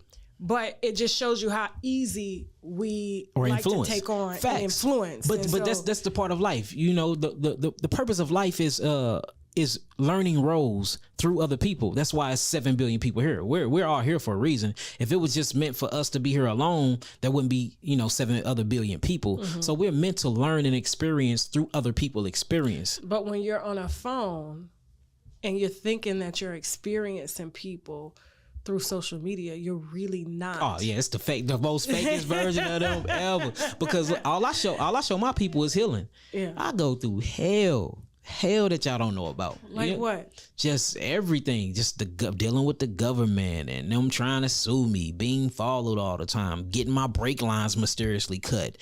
Got it on camera too. Just a whole lot of stuff where I'm dealing with, the higher ups really trying to mess with me because I'm trying to free the people through what they will call an alternative method of healing or spirituality systems. You see what I'm saying? So we go through a lot with just making the money we make, users coming around. When you start making millions of dollars, people start popping up out of everybody asking you for something. I mean, it's a lot. Man, my husband and I were talking about this the other day on the plane. People see, just kind of what you're doing. Yeah. And we always say they want a piece, but we want peace. Yeah, they want a piece, but we want peace. They don't understand. Like, we do it because we want peace. Yeah. And they come because they just want a piece. And we learn to kind of separate ourselves as a family structure from anybody that's coming, because everybody's coming with a hand. Everybody asking for a piece. Everybody. It could be anybody. And now, we could challenge that. Well, when it comes to family is supposed to be for the family. Yeah, and we're talking about people who are not a part of the family, because this money has to last. Facts. For my family, and for my family's family. And the way healing going within my industry, we making millions and millions, but it's changing. I want to start getting off of the herbs, because herbs is another drug. If you just want to be honest with you, especially if you're using it to keep yourself in certain types of sedative spaces. So I want to psychedelics and things like that. I'm just talking about herbs, period. Like even when you look at, like for instance, vegetables or herbs, they come with something called lectins in it. These lectins are proteins that help a purgatory factor in the body to cleanse you, but it's the actual herbs killing you that's healing you, because it's bringing on the detoxification mechanism to open up the cells to get the lymphatic system to move. Like you have something called tannins, you have saponins. So you're saying we're over detoxing? No, I'm not saying so. Cancer, you got certain types of stages. So you have acute stage of disease, you have subacute stage of the disease, you have chronic stage of disease, and then you have deterioration stage of disease. When you're in your deterioration stage, of course, get on the herbs, because they're going to help flush and plunge the cells of the body. But I'm saying that when you start using them so much, like the same, if you go drink some alcohol right now, you're going to feel good. But then in the morning time, you have a headache. You're going to be throwing up from one end and pooping out the other end. Why is that? That's because the poison in the alcohol created a detoxification mechanism in the body for you can get the poison out of your body. So I want people to think about this. Why does the same thing happen when you take herbs?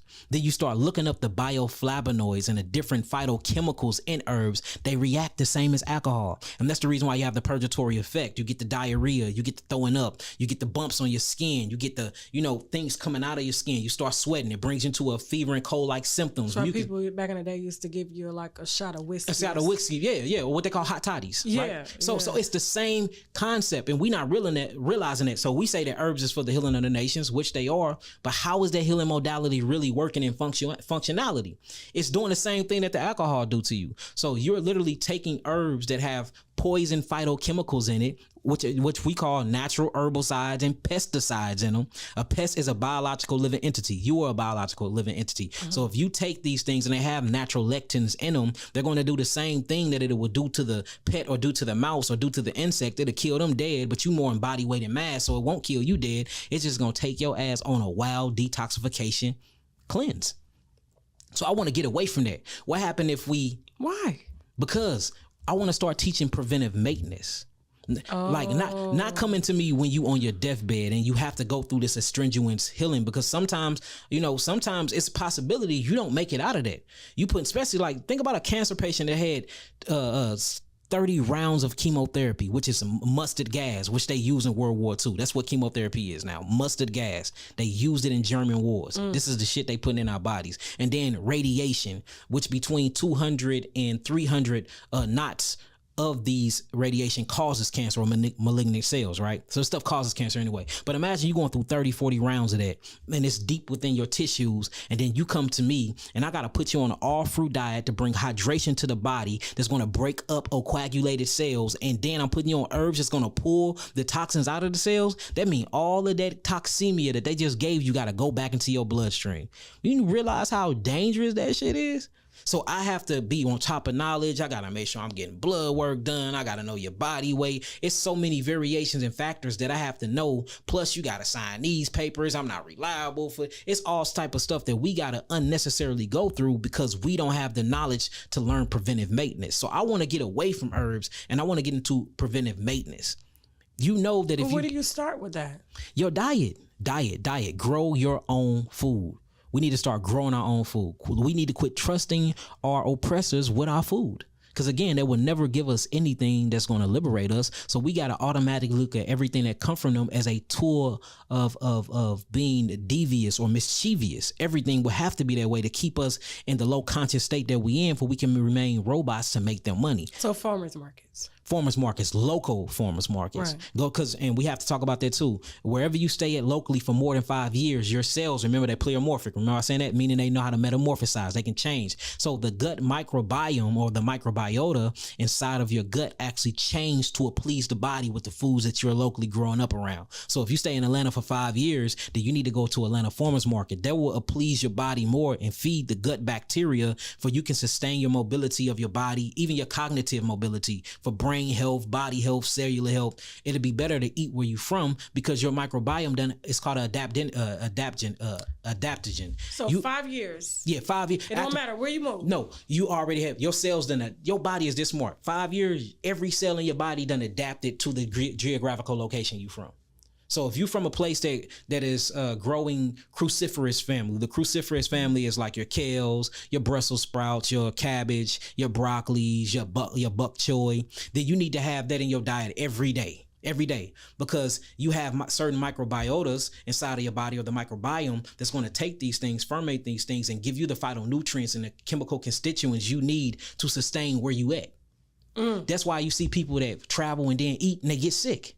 Why did they get sick? Oh, that food that, you see people. Oh, yeah, it happened to me. So first time I even landed in Africa, I was sick. So what do that mean? That means that your gut microbiome, it wasn't adapted to the place yet. But notice you keep eating there and you keep introducing. And that's why biodiversity is so important.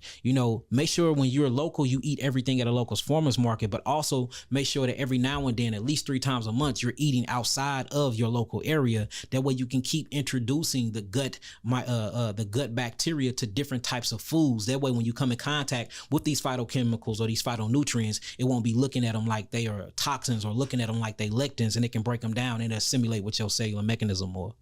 He says it like we just the way. Listen, I'm not laughing at you, I promise you, but you say it like we don't have to say, teacher, run that back. You know what I'm saying? So basically it's like this.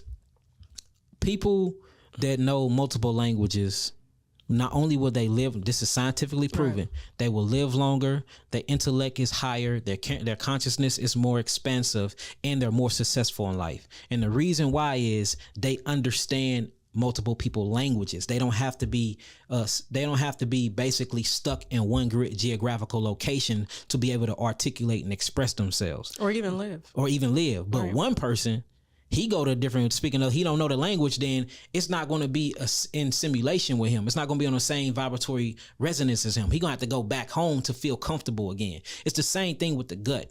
If you learn different microbial foods or different microbiome or microbiota foods from different areas, when you go to these different areas, they will actually sustain your body and give you vitality more than you trying to for one time and then it's putting you down and you never try it again. So biodiversity is everything to the gut microbiota. It's everything to it, and that's the reason why. I understand what you're saying. So when I go to food, and this is the way I do it at home. You can do it at home because each different plant in the plant kingdom, each different family, like your cruciferous family, or you got your barber's family. Your barber's family is your burdock root or your burdock leaf, your dandelion root, your dandelion leaf, your yellow dock root, your yellow dock leaf. This is a part of the barber's family when you get into the botanical name of it. So always mix those two. So now I got a cruciferous vegetable and I got a barber's vegetable. If I mix these two together, it's going to bring different microbiotas together because it takes different microorganisms and fungi to break these things down. So now I'm automatically expanding my biodiversity microbiota portfolio.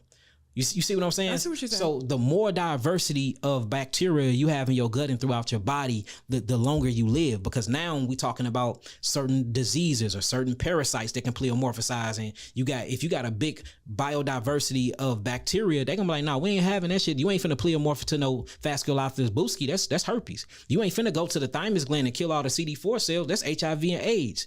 You're not finna go inside of the joints no more. That's what they call arthritis. Hell no, you're not finna attack the nervous tissues, the nervous cell tissues no more, or the synapses of the nerves. That's what you call multiple sclerosis. You're not finna attack the lymphatic system and have this lymphatic system giving me all changes on my skin. They call that lupus. So now you have an in check, what they call immunological system, or what I'm gonna call the lymphatic defense system, because you have all the workers and the players on the police station. Imagine a police station only having 2 Have you ever went to the country and they only have 2 sheriffs in the whole fucking town? Yeah. Imagine crime being high out there. Boy, the whole city gonna get taken over. But imagine that police force got 500 different types and all of them got different training. You got your Mortal Kombat police. You got this police that's good with running, so you can't run from him. You got this one that's good with shooting. You got this one that's good with driving. He can drive fast. This big diversity of protectors in your neighborhood. Ain't nobody finna come in there tripping. And said tripping, it's gonna go down. So we need to do the same thing with our bodies. We need to start looking at our bodies the same way. You know, the so-called immune cells, or what I call the lymphatic cells, that's your police. You know, your macrophages, that's the fire truck. They go put out the acids. The lymphatics, the mucous membrane, that is the fire station. It goes to acids, it engulfs acids, and then calcium come and buffer out the acids. Now we don't have no more fire, no more inflammation. Notice the root word, inflame. That's fire. You see that? So we have to just start looking at our body like it's a community, because it is. 150 trillion little U's that make up who we are. I want to tell you something. You are one of a kind. You do know that, right? Yeah, I think I do. And I can see how the ancestors have definitely inspired, not only inspired, but they are spiritually moving you into a space that they couldn't even touch before. I'm about all the original beings everywhere. Melanated people in Africa, melanated people in Australia, melanated people in the Americas, North and South, melanated people anywhere. We are a cosmic family that's interwoven within themselves, and we came here on different planets, on different spaces of this earth simultaneously. Life didn't just simultaneously start in just one place. Life started in all places by our ancestors. So it's like, I feel like I shouldn't have to leave home. And then, you know, I'm very connected to the spiritual realm, and I see the way this is going, and you know, I don't think they're gonna win. Now, even if something happened to me per se, it's too many of us, and I can reincarnate and keep living through my children. I got a gang of children. I live through them. You see what I'm saying? Kids you got? I don't want to say that online, but it's a lie. I got a whole tribe out here. All praises. I'm gonna live forever regardless through my children. Okay. And I'm trying to make some more. So. Okay. Same thing Dr. Sabi did. Same exact thing. And then, I mean, when you look at melanated man anyway, that's what we do. If one thing we do understand, we understand go forth, be fruitful, and multiply. We know how to procreate, and we know how to procreate for a reason. So, yeah. So, I mean, I don't know.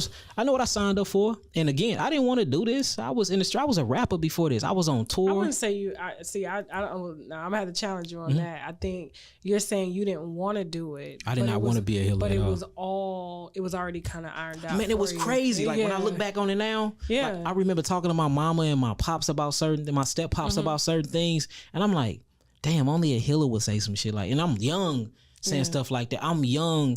In Alton, Illinois. You surprise yourself when I go back.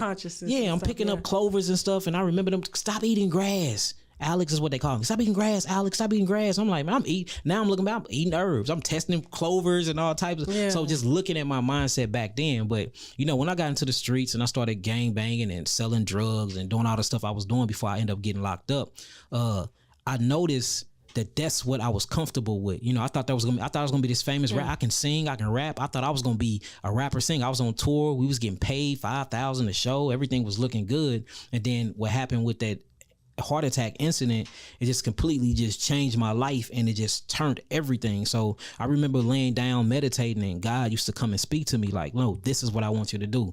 And he told me, or she told me, or whatever we want to identify what this concept of God is. I remember it told me basically like, if you keep down this path, I'm gonna destroy everything and push you into this path. And I didn't listen, and that's exactly what happened. I ended up getting pulled off the tour. The management team ended up getting messed up. I mean, I ended up getting down bad. I'm like, dang. Well, I do got this though. And I just started working on people, healing people in my community. Next thing I know, people was coming outside of the community from different states to get healed. And this is all about word of mouth. I've never spent $1 on promotion. Not $1. Never. Not $1. All word of mouth. And next thing I know, we was healing people in Zimbabwe, people coming from Australia, people in UK, Europe, and just global. It just it blew up overnight. I've been doing this for 10 years. You know that is the ultimate purpose of us being in consciousness, is to to help heal. Oh, facts. All of us are healers in different ways. Be of service. Yeah, musicians. You know, music is a therapy, a way of healing the cells. Different, aerobic class, yoga instructor. That's a way of healing the body, stretching the body, because a body that's dehydrated and a body that's locked up, you tend to hold traumatic memories into certain areas, and we wonder why people have grief and can't get over certain traumas, traumatic experience in their life because they don't stretch and breathe enough. Like these things are scientifically proven. We have to understand that emotion is a chemical. It's called energy in motion. For instance, if we talk about dopamine, that is your happy hormone. It's actually produced by something called the paraventricular nucleus inside the hypothalamus gland. And so dopamine is your happy hormone. You have epinephrine and norepinephrine. That is literally your fighting or angry hormone. You got adrenaline. That's your scary fight or flight hormone. You got something called oxytocin. That's your love hormone. That's how you bind to your significant other or bind to your baby when the baby latch on your breast or through a hug. So you got all these different hormones that create your actual states of consciousness. So if you can change the chemistry of serotonin and melatonin, of norepinephrine, of oxytocin, of dopamine, then we can literally project if we're going to be happy or sad throughout the day. And once you understand that you can get these things from your food, guess what actually stimulates your dopamine? Guess what actually stimulates your oxytocin? Fruits. And the color of them. It's called color therapy. Like when you see red, that's why if you look at the McDonald's, you got a red fry box. Or if you look at a woman on Valentine's Day, she's in red lingerie. This is what brings on your sexual hormones, your sexual chemistry, serotonin. So if they want to keep you in your root chakra and keep you in your basic, what they call reptilian brain, your survival state, which is eating, sleeping, and sexing to reproduce, they show you red. Blue calms you down. That's the reason why I love this room in the blue and purple. Like the purpose of this room, I don't even know if y'all did this on purpose. We did. But the way it matches the chakras is crazy because it matches all the higher chakras to make you think. So that's perfect to me. But like they show you blue to calm down. Yellow. Notice yellow is an intellectual thing. That's why you have a yellow highlighter in your book to remember stuff. That's why, let me highlight this. You have a yellow school bus to go. You see that? So everything that deal with memory and intellect is yellow. Then everything to keep you calm or vacation. So when they show you a vacation, what they do, they show you the blue sky, then they show you the ocean.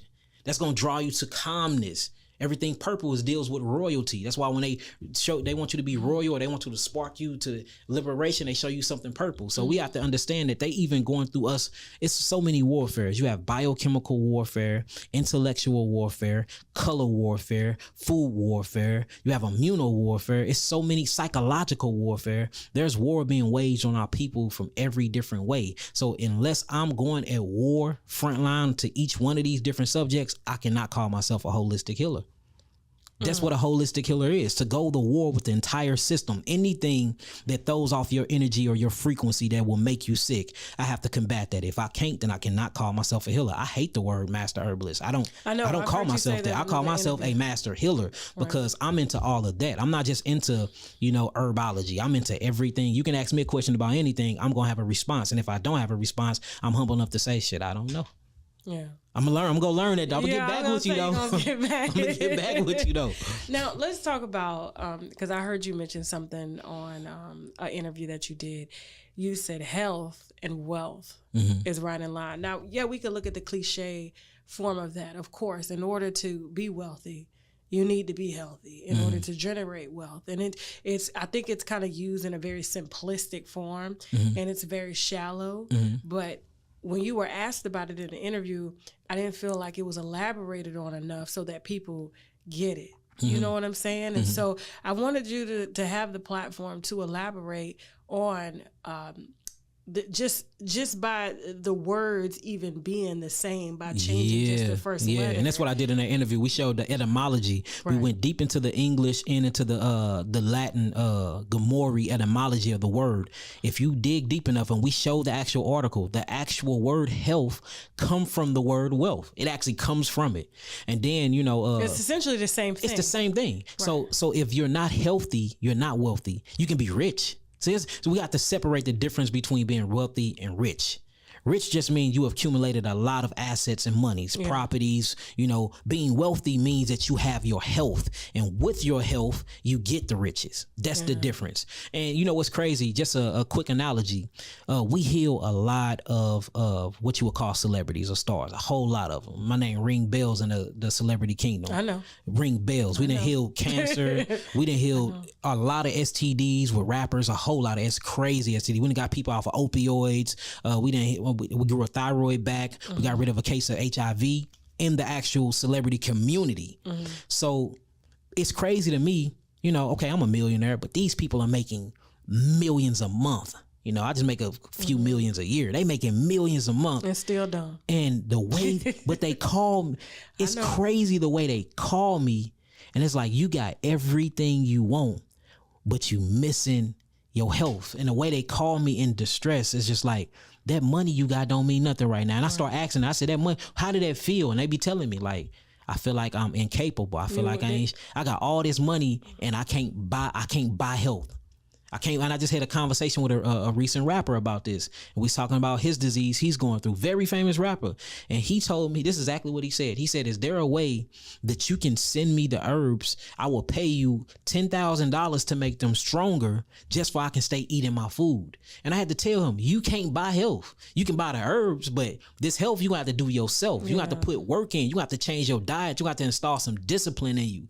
So it just shows you that these people are rich, but they not wealthy. Now, the ones that is wealthy is the ones that reach out to you that make millions and they ready to make a change ASAP. They ready to change your diet. They ready to do whatever they got to do to get their health back so they can enjoy the fruits of their labor and enjoy the money that they've been spending all these years hard working to make. Right. So that's what true wealth is health. And the etymology word health come from wealth. When you look it up from the Latin I love that. I've never heard anybody put it in that simplistic form before, because it's like you'll have, and that's why we have this black market. You know, people thinking they going over to DR to get a BBL.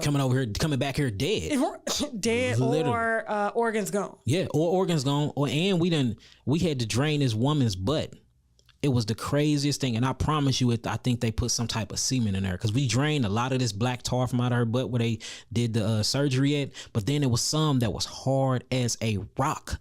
And that's the reason why I want to build a bigger clinic, so I can get some of these types of different medical instruments in there, for we can start looking at stuff ourselves, like under different types of radioactive, well, I ain't gonna say radioactive, but electronic frequency, for we can see what that was, because she went and they checked to see what it was and they couldn't tell them what it was. They said we have to surgically remove it. I haven't talked to her in probably like 2 years, but she had something that they put in her butt that was supposed to transfer fat. They're supposed to transfer visceral fat from her stomach to her butt.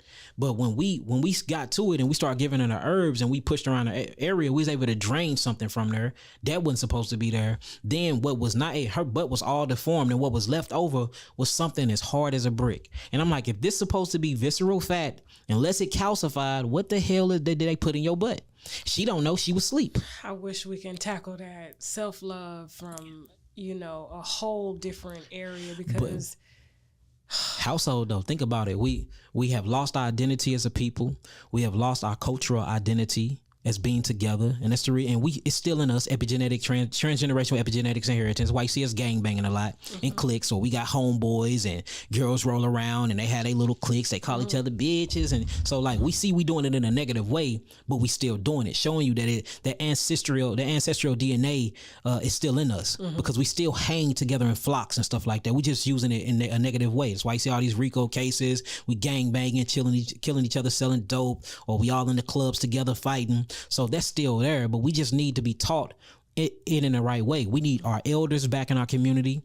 We lack our elders, and the elders that's in the community are very scared of us, so they don't want to say a damn thing to us, so they just let us do whatever.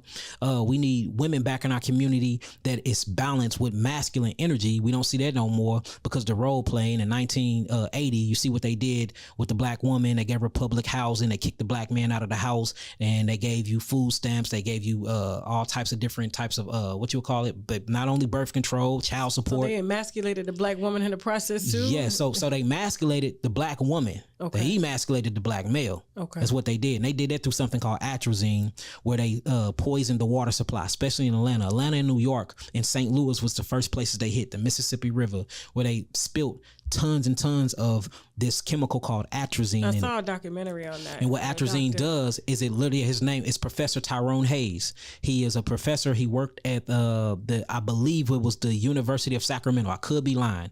If I'm lying, don't quote me on that, y'all, but I think it's the University of Sacramento or something like that. But he ended up finding what the corporations was doing with these unique gene changing chemicals. And what happens was he noticed, he tested them on frogs. When the water or this stuff was fed to the frogs, it changed the molecular structure of the penises to vaginas. That's right. So then we started drinking the water, and since that time, since 1999 to 2019 is when I stopped studying it, we have lost 2 inches of penis length.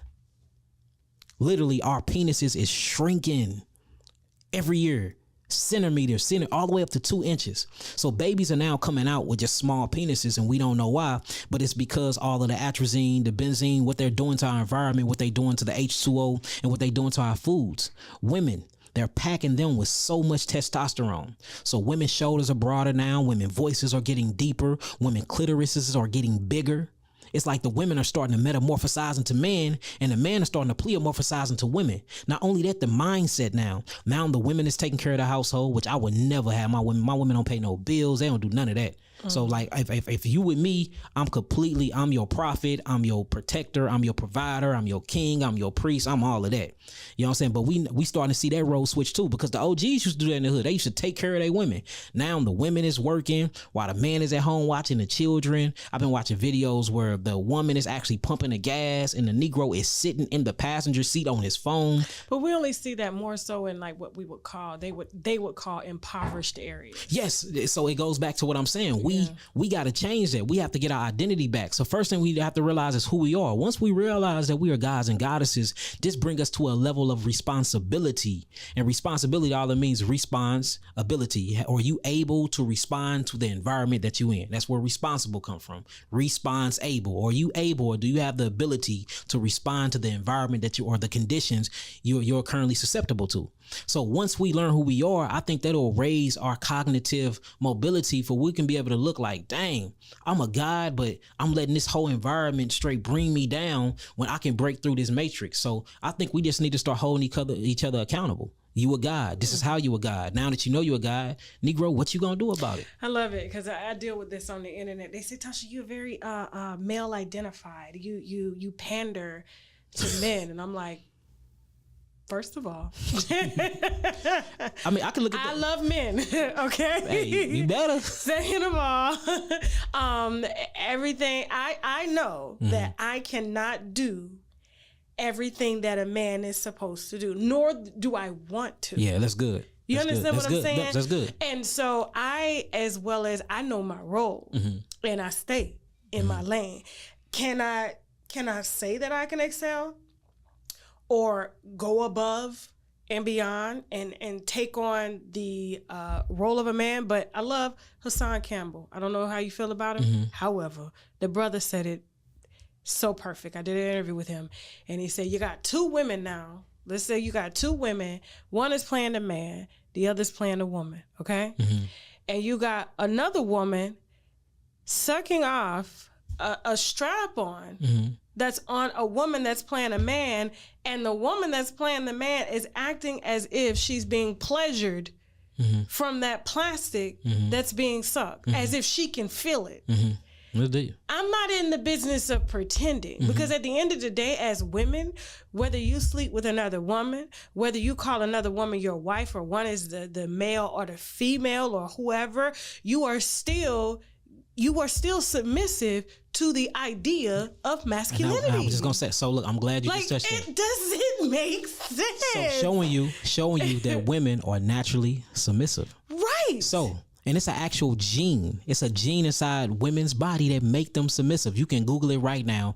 If you can't, just get on your phone and Google the submissive gene. I don't need to Google it, because I am it's not that I choose to be submissive. You're just naturally submissive. I'm just naturally submissive. So this is what we say. I am from the Hebraic community. Okay. And what the Hebrews say is a woman's power is in her submissiveness, or is in her yielding, and her actual beauty is in her silence. people don't. I think if women understood this more, I can shift the trajectory of a room just by being those things. Yeah, being submissive and silent. So am I?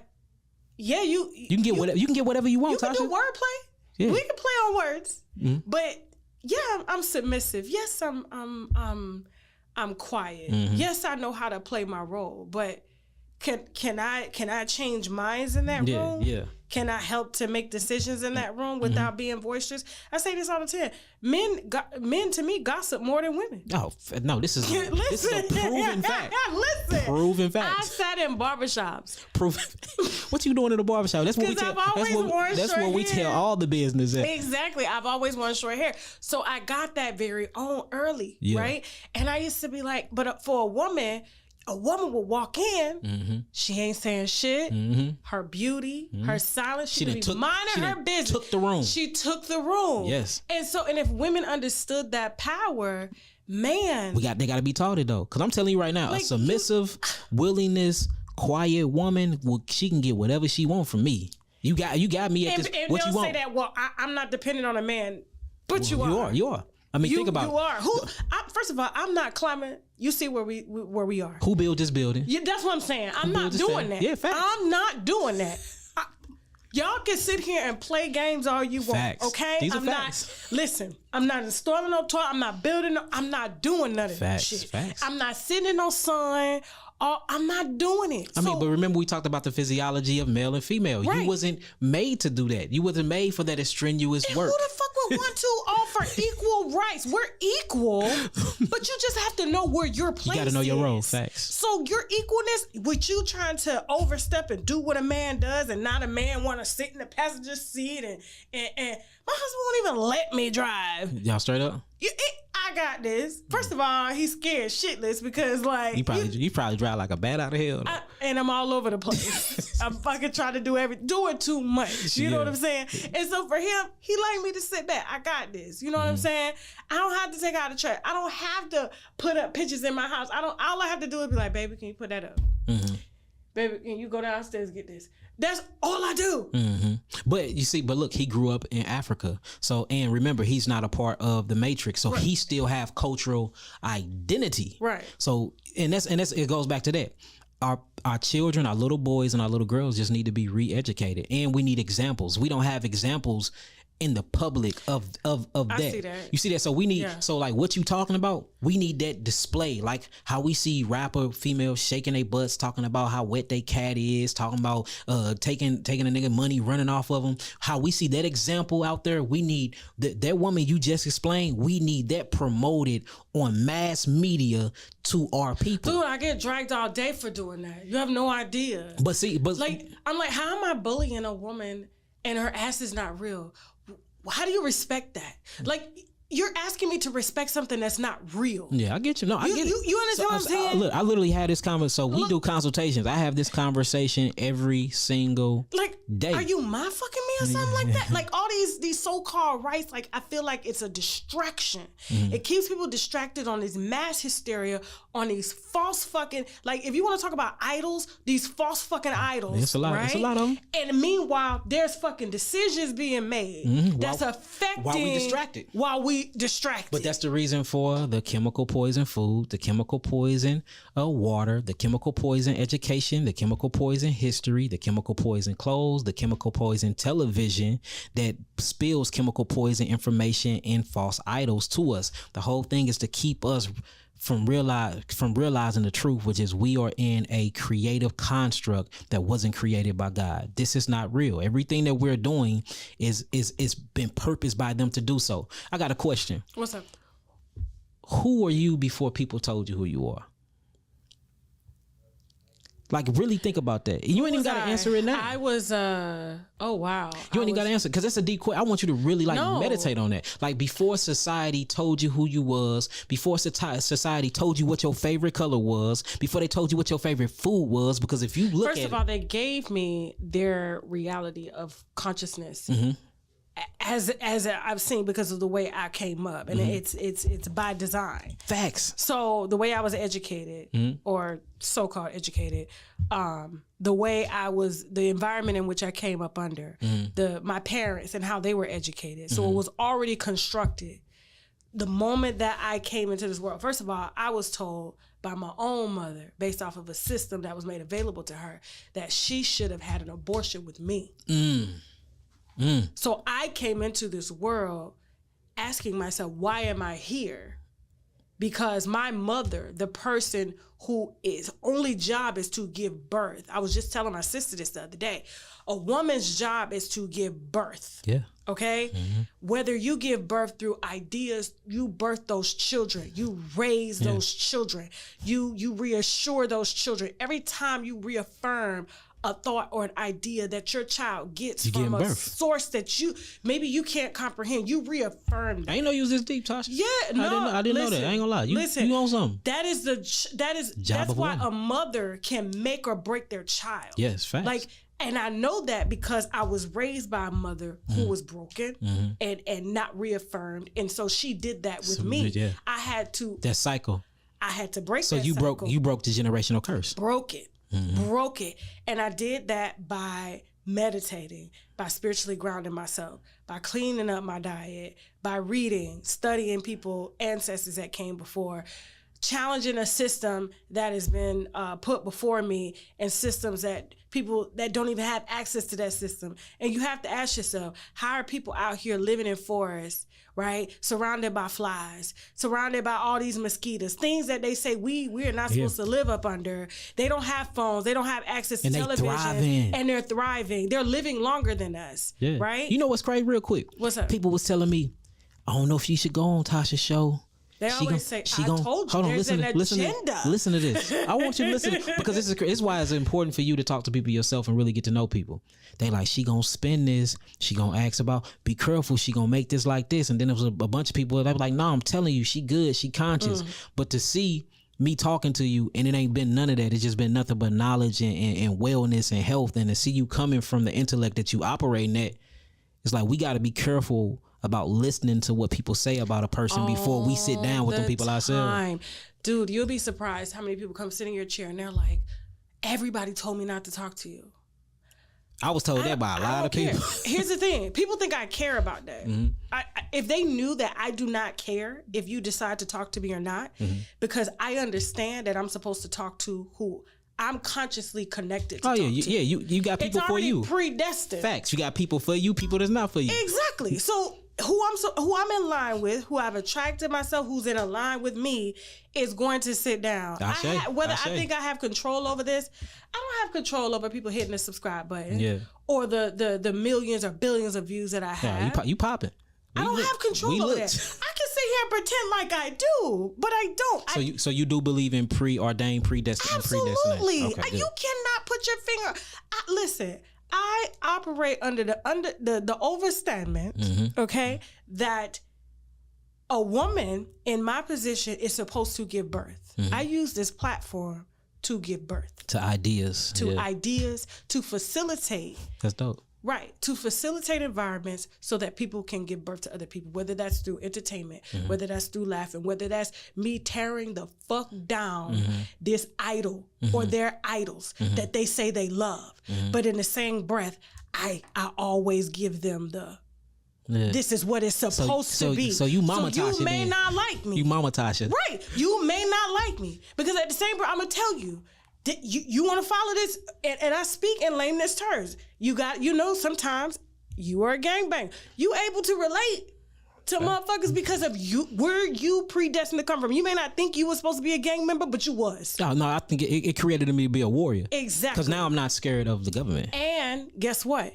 You're able to relate to. Look at the gang culture now. Oh, I can go in the gang culture and be accepted. I got the tats on my face, locks. I got the gun, bullet wounds. Who else can talk to them? So when I come speaking herbs and intellect, they like, hold on, little nigga know something. Let me listen to what he got to say. They want to know. So I was created and preordained for, like you just said, for the people that I need to reach right now. Because right now, these are the people that need healing. Exactly. Facts. And they're dying. They're dying earlier than us. Yes. Like from diseases that it's like my grandmother, beat that. And got it at 80 and beat that shit. But so what's going on too is we're being genetically weakened too, because we being genetically modified. Right. So our gene expressions is getting weaker and weaker through every decade. So you used to, like, for instance, your grandma or your great grandpa, they used to get asthma and literally grow out of asthma. Right. There's no more growing. If My husband grew out of asthma. See that? So his age, he's over 30, 35, right? Yeah. So look, if you go to 30 down, we dealing with children that's not growing out of asthma. I've been doing this for 10 years. So we got children that we just seen from birth that's they age now, still got the same issues because they stopped. They was scared to deal with the herbs. They went back on inhalers, which we advised them, not to, but they did. And they still dealing with the same thing. So we seeing the genetic weaknesses actually impacting the youth more. It's children coming out with tumors now, children coming out with born with leukemia. Yeah. It was shit that we ain't never seen in our lives. So I mean, it's safe to say that we are genetically being weakened. But again, it's through the food, it's through the radioactive frequencies, through the EMF frequencies. We haven't even talked about the cell phone and just how cancerous causing is the cell phone. Just by having your cell phone in your pocket increases your risk of cancer by 34 to 60%. Having it on your head. That's why I always speak on speakerphone. Listen, Do you realize? Dude, I'm always like, this is what my husband like, take it out. So I'm like, I don't want it in my face. I don't want it in my head. So, no. It's crazy. Look, check this out. So the phone, the EMF frequency that operates off of a cellular phone is called radio frequency, right? They use radio waves. Radio waves is used to boil water. That's how you heat up your food in a microwave. It don't heat up the actual texture of the food. It heats up the water molecules inside the food, bring it to a boiling temperature, then it beeps. Bing! That means your food done. You don't realize the functionality that just happened there. The radio frequency waves shot through the molecules, the water molecules of the food, and it boiled it. It literally fried it, and that's what made your food warm. The same exact radio technology is in your phone. These same radio waves, and you putting it up to your head. Do you know your brain is 93% water? Your brain, 93% water. They call them ventricles. Inside these ventricles is pockets of fluids or a cerebrospinal fluid, but all this water in your brain. And then you get this microwave that you call a cell phone and you put it on your head. And we're not realizing when you keep doing this day in and day out, or you got your face this far on your phone, or you got your phone on your vagina, or you got your phone in your bra, you got your phone in your pocket next to your prostate or your ovaries, we are heating up the actual H3O water molecules in our body. And we're not realizing that this stuff is a big factor in causing cancer. Cell phone use causes cancer. Like I said, I wish, like, I want to do more of these, with you. If we could have you in, I don't know, like whenever you're, in South Florida, I'm be like, hey, Tosh, I want to come through. Let's do it. Because I mean, there's so much stuff currently or concurrently that is just always happening and coming on, and I would love to hear your perspective on a lot of the situations. Because here's the thing, like, I'm glad that you did accept the interview. I wasn't worried about whether or not you were going to accept it because I knew that it was predestined anyway. Because the viewers were like, "Hey, you need to talk to him," and I was like, "Okay, I'll get to him." But then you reached out, and I was like, "Okay." It was so many. I got hit up 600 times. 600. Look, and I'm talking about just on my Instagram alone. I'm not even talking about my Facebook. They really they mess with me on Instagram, but they hit me up 600 times. Tasha just mentioned you. Tasha wanted to get. They was tagging your page, so I'm like, let me just reach out. Because I kept saying, I was like, who is this Yahki guy? I gotta talk to him. And it was so quick when you got back to me. I'm just like, well, here it is, right here. Let's do it. Like it's supposed to happen. So I'm glad that you weren't under the matrix. I'm a free thinking man. I think for myself. For myself. And I get a lot of people don't understand my platform because I haven't expressed all me. Yeah. I use laughter in order to get you to watch me, because a lot of times when you're able to laugh at something, they'll be like, oh, it's sensitive. You're calling it bullying. Listen, the women that really raised me, the ones that gave birth to me, when my mom fell short of that, they were very, very blunt. But you could, when you think back on it, when you laugh about it, we need that as a people. I laugh because I'm like, I remember a girl walking up to my mom's house. I mean, not my mom's house, my aunt's house, but that's my mom. That's why I call her, rest her soul. She had on tights and she didn't have no panties on. And my aunt looked at her, and she in a wheelchair, legs getting chopped off because she got diabetes and stuff, And she was like, I know damn well that little girl ain't coming up to my motherfucking door with her cock out like that. You got your pussy on display for everybody. So just straight blunt with it. Yeah. And people don't understand that I was raised by, even my mom is very blunt like that. Like people don't even like. So you inherited them. You inherited it. I inherited it, but I use it as a way of like that tough love that we don't get no more. I mean, but obviously everybody's afraid to get their feelings hurt. But sometimes you need to obviously it works too if you look at your platform and how it's growing. So it's most definitely working because people can't stay off your pages. So it works. I know it works. It's just the problem is they're trying to do this what they call censorship, or you got to say it in a nice way. When have white people ever been nice? Never. Ever. So I mean, I get it, but we most definitely like the next one. I see what you was talking about before the interview, though. It's so much we can go over, and it's so broad. Next time we would just, it's hard to get condensed down. It's just so, and I'm sure there's things that people are going to pick up. Even now, like I'm like, dang, I wish we could have elaborated on that more. But it's only so much time we have. But I would love to have you. You know, when you just call me, be like, hey, I want to come through, or I'll call you, be like, hey. Let's do it. You know, can you come through? Let's elaborate on this because it needs to happen. And I've always wanted it to come from a man, preferably a black man, who, how can I put this without? Because you know, people will get lost. Like, oh well, I mean, a man is still a man, a balanced man. I got you. You understand what I'm saying? In so many words. Yeah, I got you. So someone who's speaking from, you know, that hierarchy of knowing thyself is not inferior to any other being. Yeah, facts. And will state their opinion without giving a fuck. Oh, yeah, it is what it is. Right. That's why I've been through 3 YouTube channels. They wait till I get to hundreds of thousands, then they finally terminate me. Been through a couple IGs. We'll figure that out. I got you on that. I need some help on that. Yes, I got you. So I definitely need help you in that department. But like, as far as let's end this on the black woman, because I'm a black woman. Okay. And I know I touched a little bit on it because I get, see, black women, I made a joke about this but they really got it. You know, when I came back from Africa in October, and I said, what woman do you know can have babies, right? Lined up, walking down the street, a baby tied to their back, fucking mangoes on their head. Yeah. And they go home, they put them babies down, they cook, they fuck, they get up the next day, and do it again. They in the best fucking shape of their life. Yeah. They ain't getting sick. Like, what other woman on this planet do you see doing that? No other woman but the black woman. But the black woman is the blueprint to all life here on earth when it comes to what you would call the human or and I hate saying that word because all these are made up constructs and concepts. We just put words to pictures. To make us identify. But y'all are the blueprints. Yeah, whether we want, you know, and again, I'm from the Hebraic community, so I get shunned on for saying that, you know, because the Bible is a very, very... Y'all are not liked. It's a very masculine book. Yeah. So, you know, so I come saying things different that's not a part of the concept, you know, that really was taught to us as youth. So, you know, I come saying a lot of different stuff because I'm into the science, I'm into the work, I'm into the healing, I'm into the biochemistry, the biology. So I'm able to look at stuff with a magnifying glass like, hey, brothers, I love y'all, but we been taught wrong. No, religion ain't bad. What we doing is religion. We straight, you know what I'm saying? This, you know, this Bible been tampered with, you know what I'm saying? Religion and discipline, they've kind of mixed the two. Man, no, they ain't kind of mixed the two. They have merged the two. Religion is nothing but discipline.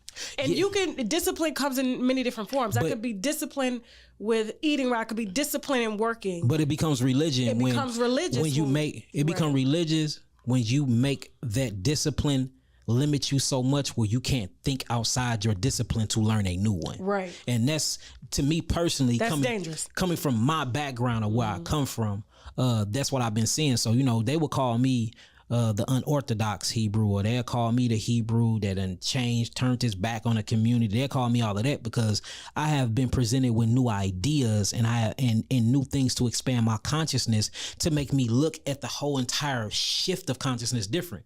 So like if I'm reading something that says the man came first, right? But I get into the science and I get into the biology, I get into the biochemistry, and I see that the woman came first proven truth, not only fact, but proven truth. And I look at my nipples. I don't produce prolactin. I can't draw milk, but your nipples do. And I look at my Johnson and see how it is an extended vagina. And not only that, just the molecular structure. So it makes you, it's like, okay, is we gonna keep playing? Am I gonna keep playing around, or am I gonna keep lying to myself in order to please men? Because that's what it is. It's men pleasing at this point. You either men pleasing or you speaking truth to free your people. It's like, dang, I gotta say something. So I just didn't know what I was when I started speaking this truth and shedding this, because I hid it for so long. And you can imagine how I felt. I was lonely, because I had all of this knowledge and truth, but it went against everything that I was indoctrinated with. So I'm hiding and bottling up all of this information. I'm like, man, the Bible seemed tampered with. Certain questions ain't got no answers. I'm starting to see all these inconsistencies, and I'm holding it in for years, still teaching. This what I don't want men to do, or women. Don't be trying to please other human beings so much you become fake and feminine yourself, because that's a feminine aspect I took on. I was being submissive and hiding my knowledge that I knew that can change the world based off of what elders was going to think in the communities, what my big brothers was going to think in the community. Dang, will this do this to my family? How is the people that I'm teaching to on my platform? Because we had about 4,000 members in our little camp, and I'm like, this gonna change the whole dynamic. They gonna think I'm into warlockism and this and that. And one day I just, how you back a dog in the corners, they come out biting. One day I got diarrhea at the mouth with it. So no, and that's. But I grew so much from that me releasing that and that information and just telling the truth and saying I don't give a damn what people thought about me. That grew me so much that, that's your moment of growth. Man, I tell my sons and my daughter all day, no, say what's on your mind. Like, I'm not here to whoop you, but speak your mind though. Like, be respectful, but say what you got to say. Don't bottle it up, because I felt like a caged bird for years, knowing that I had the antidote to freedom and health, but I couldn't really speak it because I was scared about how my environment was going to interact with me. That's deep right there. Super deep. That was very deep, because people going through that every day. Yeah, in mental prisons. You have to tear whatever idea that you have of yourself based on what people have told you about yourself down. Facts. And take on, like, you have to isolate yourself and rebuild yourself back up. And we do it all the time. I tell them all the time, like, when you look at the seasons. And I say this, and some viewers will laugh, like, don't you know what the fuck you talk about? I'm like, y'all keep saying the beginning of the year is January. It's April. Fucking lie. It's April, May. It's April, May. It's the same as the flowers. Yeah. Everything is giving birth, okay? Yeah. But fall, things fall off. Facts. You go into the winter, you hibernate. You get warm. You supposed to be with yourself, right? Or people that are close to you that you love on, right? And then when that spring comes, everything that you planted, or you thought about, or you did away with, the things that are supposed to come in are coming in. And so I've always operated from that construct, and probably because of my infinite nature anyway, because I'm Pisces. So and I'm a diehard Pisces. Like I am that is me all day. I'm Cancer all day, so I think that's why we connect to that water. Right. I'm born and raised in Florida, lived in Georgia, was sick every other month in Georgia. That's why I got to come out here at least 3 times a month. Right. In any other state that I was like, why am I always sick? But I ain't never sick in the tropics. You need that water. Never sick in the Florida. My husband was like, fuck it, you going back home, because we can't be having all that. And so he brought me back home. You know what I'm saying? This is my home. Florida's my home. And we need to first reestablish the just the basics. Like, it doesn't take a rocket scientist to figure out, what the laws are. Like, just taking a step back, like, and before the actual first book was written, what was life like? How did we get here? Gotta go to nature. And that's what. How did we evolve from nothing? Like, and that's the whole question that I ask everybody. Like, let's just go back to nature. You don't need a book to show you these things. Right. And then my whole question would be, and I'm talking about all religions and all books. Okay, how did the person that wrote the book learn? Where did they get the information from? That's what I'm saying. You know what I'm saying? And like, even people were like, they could be dealing with just contractual things and stuff like that. And they're like, oh, contracts, this, that. And it's like, take a step back, breathe for a second. Because it was a person that made the contract. Facts. Rewrite that contract. Facts. Do you understand what I'm saying? No, so what you're talking about is basically going back to the blueprint. What I was just saying, we have to go back to the blueprint. And the blueprint to me, you know, everybody give you a different blueprint based off of their personality, but my blueprint is nature. That's my blueprint. And that's what I did. When I went out and I had a mushroom ceremony, I took some shrooms, blew my pineal gland open. I was talking to plants. The plants was crying. I start crying with the plants. The soil was trying to break through the concrete to grab my legs to get me to help break the concrete up because it couldn't breathe. The trees in Miami, we in South Beach, and I'm on the most, I can't even explain it. It just taught me so much. The plants crying out, telling me that I'm the chosen one. There's only 7 of us in the universe that can talk to them. I became like the Dr. Doolittle of plants. I'm telling you. I'm talking about, I'm seeing demons. I knew everybody's business. I was seeing people that was hiding homosexuality. I knew what they did. Like, I'm seeing people's thoughts and everything. It was so overwhelming.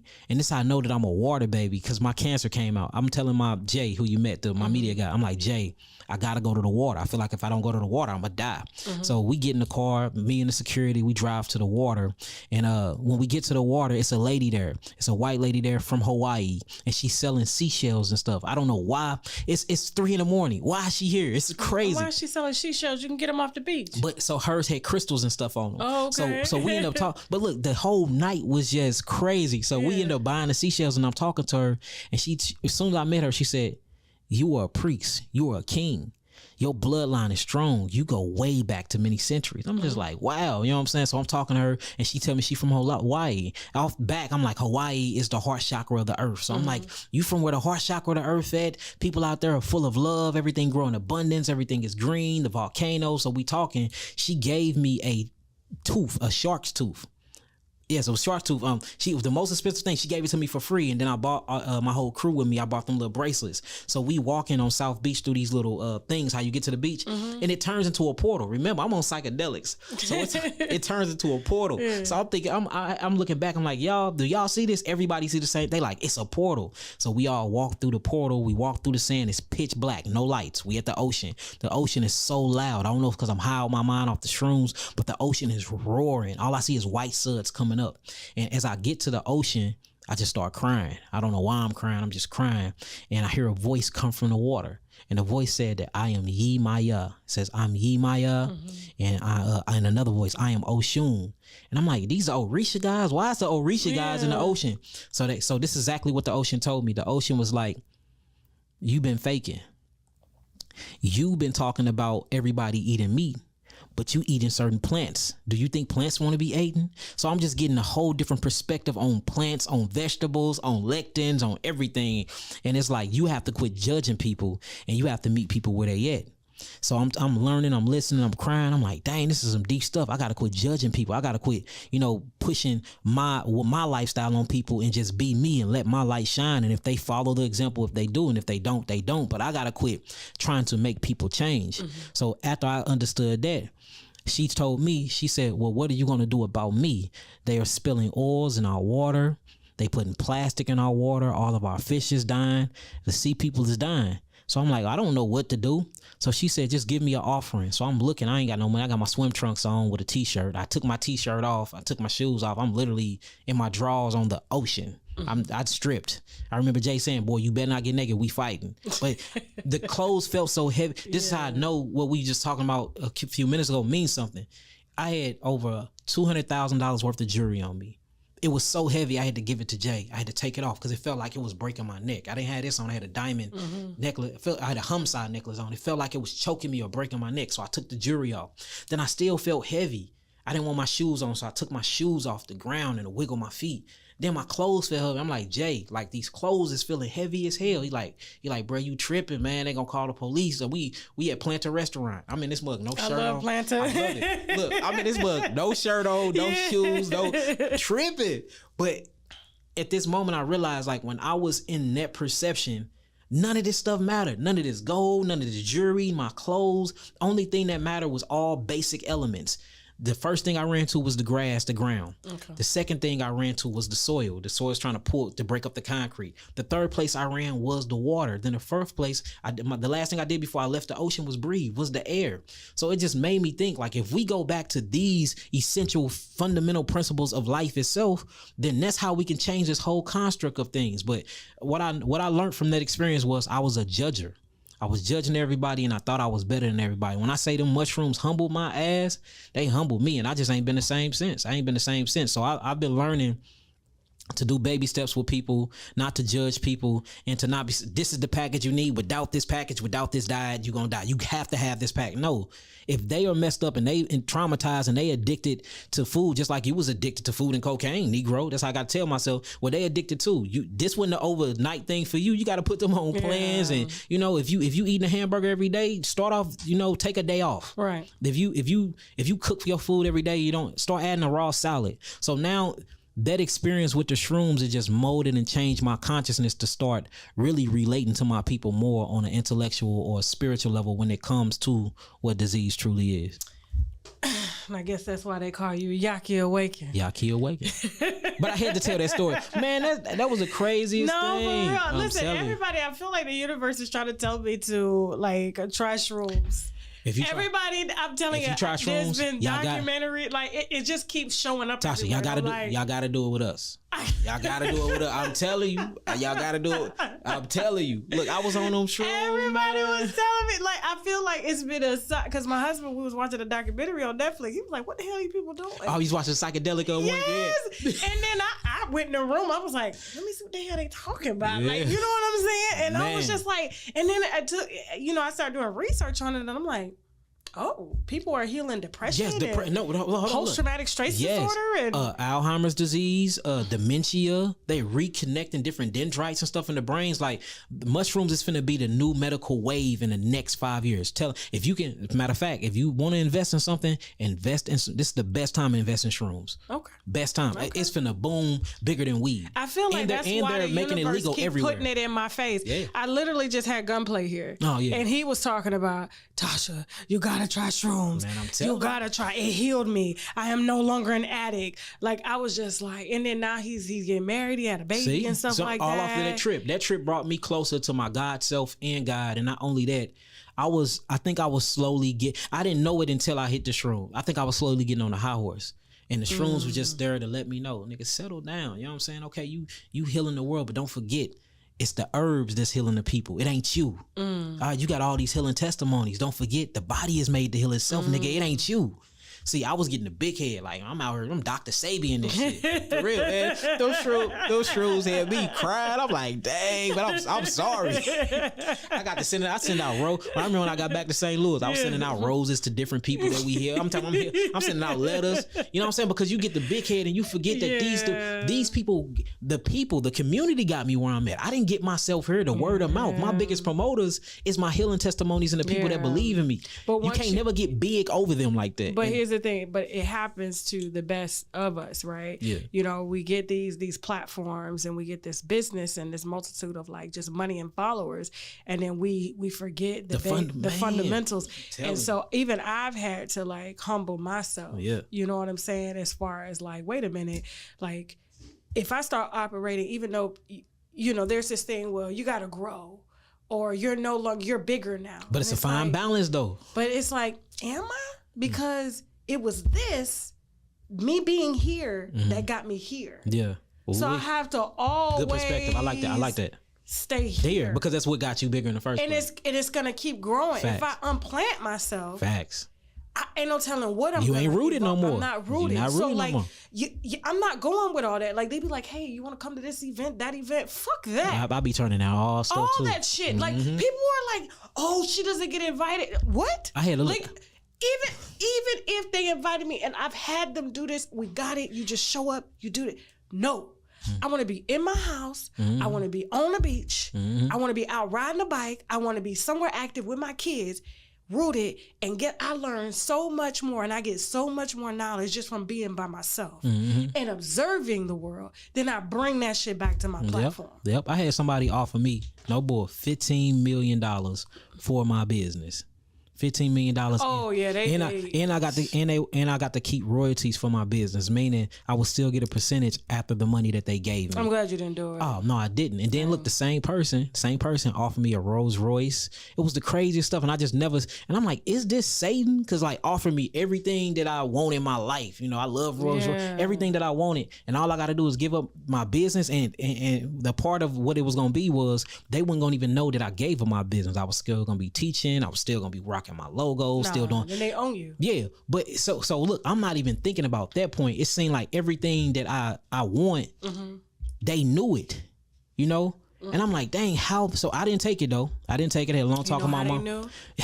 So I got a question though. If they did me like that, how many conscious brothers are they doing like that though? I like to tell this story. And how many conscious brothers are actually selling their souls? Because I didn't sell mine, but just crazy. People don't think other people can see us, right? Yeah. Or feel us, and they don't even have to know us, right? And I tell this story because I want people to understand how connected we are, whether we want to be connected or not, right? So my husband was in Mali. My daughter was like 6, and he took my daughter there, right? Because she was going to stay and go to school there for a little while. So I remember working at Buffalo Wild Wings at the time. And this white guy was like, he was a regular, but then when my husband left, I don't know how he knew my husband left, right? He changed up on you, huh? The white guy. No, he started flirting with me. Yeah, that's what I'm saying. Yeah. And I mean, he would just come in like, oh, I want to take you out. I want to do this. And I'm like, But because I had established a rapport with him, and I'm like, I don't know what, I was just like, I guess it threw you off. It threw me off, right? And so then he was like, all right, I'm not gonna try that. I'm not gonna try that. So I was just like, there's no way. I'm not cheating on my husband or anything, right? So he still comes around. Now my husband gone for 3 months. So I know myself as a woman. Now I know. At that time I did not know. Right. I cannot be separated from my husband. That's just my personality. You know how most women, they're built for the Martin Luther Kings or for the, you know what I'm saying? But for me, my husband and I, the way I was built, we have to be. But that's good that you know that though. Because that causes a lot of problems in relationships too when people don't know that. Right. Especially with me, like I'm always traveling, I'm for the struggle. And so it's good that you truly know that. Right. So I know that, you know, I'm constructed with my person. Yeah. Because if I'm left out here alone, vulnerable, I can eat. Not to say that anybody can influence me, but I open myself up for that because I don't have a covering. Yeah. So my husband is my covering. Yeah, like no cap. Like that's what the Bible says. When we was in court, right? They were trying to have my husband removed from the courtroom, and for some reason, I just knew. I was like, he's not going nowhere, right? So my lawyers was like, no, like he's not going nowhere. He's being sued too, right? And that's your person. That's my person. How are you gonna try to kick my person out? Exactly, because somebody else's person wasn't there, and I was just like, this is how interconnected we are, and we didn't have to fight or nothing. It's there. That's just the way it is. You cannot break us, right? All praise. So I remember the white guy. He just got nice, and I was just like, well, he was like, well, you mind if like, you know, we hang out? And I was just like, well, we at work, you know? But then I guess because my guard was down with him, I allowed him to try to get, like he was able to get close to me, but he never touched me, right? But it was enough for an emotional, right? I got you. Because my husband wasn't around. Yeah, so I got you. Not to say I didn't love my husband, I didn't respect him. I got exactly what you're saying. Our child, right? So the guy had asked me, he was like, hey, after work, will you meet me here? And I'm like, yeah, I ain't finna do nothing with this guy. I'm bored. I ain't got nothing to do. So yeah, fine. I'm a whole married woman, right? My husband calls me the next day. Now, he don't know nothing. We ain't talking. We're but I remember it was a rainy season in Mali, so it kept knocking the signal out. 3 months too, I'm trying to call him. He's trying to call me. We can't get in contact with each other, right? So we, my husband calls me the next day. The day I'm supposed to meet the guy, right? But I did not go meet the guy. Some told me don't meet the guy. So I just stayed my ass home. My husband calls me. He was like, what? You ain't been answering the phone. And I said, I've been trying to call you. And he was like, yeah, it's the rainy season. You know what I'm saying? So I couldn't get you. He was like, but I had a dream. And I was he dreamed about the white man. He did. Listen. I got sips of what coconut this water. man told, and we didn't have no cell phones that was interconnected, no emails. It was nothing like. Do you understand what I'm saying? This is how I knew. I was like, so a motherfucker from across the globe can tell me what the fuck going on. Yeah. This spiritual shit is a lot bigger than we understand. The next right? interview, we got to tap into that. Okay. So he was like, yeah, I had a dream that this white dude was around. He had muscles. And I was like, muscles? The fuck? Now, you know what we say in Florida. Did you think, before that though, did you think that he like, this nigga got some shit tapped around? Yes. Yeah, I was like, does he? What the fuck? Does people tell him? You know what I'm saying? But it was only within a week's time. So it wasn't even that many days. And he said, I had a dream that you were sitting on the couch, you were naked, the white guy was naked, he had muscles, and he put his hand on your leg. And I came through the door and I stopped that shit. And I said, what? Like, I just had tears rolling down my face. I was like, what? Now, mind you, I used my intuition and didn't go. Yeah. And even though I was like, I had told him, yeah. And the white guy matched like the... Yeah, facts. And I said, how did you know? And he said, it's true? He's like, well, no, it ain't true, but the dude... Yeah. And then I thought, I was like, I mean, he fucking with me, dog. And I was like, no, for real. So I just, at that point, I was just like, how did you know? He was like, wait, it's true? He said, who's the guy? So I told him everything. And he was like, I'm coming home. I bet he got here quick. He said, I'm coming home. And he was like, delete his number, do all this stuff. I'm coming home. Y'all probably ain't had one of them 3-month breaks since then. We never have been broken apart. We haven't. I bet. And that's by me and that's by him too, because we understand that. But the fact that he had gotten discernment, like, the spirit world has spoken to him. Facts. And then you his person. And like, if you look into, even like, notice when significant others that's been together for a long time, if one of them die, not even a week later, the other one would die. That just happened. My staff, oh my God, she's on a trip now to Virginia. Her aunt died, and then the uncle died 2 days later. So that's that interconnectedness of consciousness. Or you start seeing when you're with your significant other long enough, y'all cells start metamorphosizing because y'all sharing so much bacteria.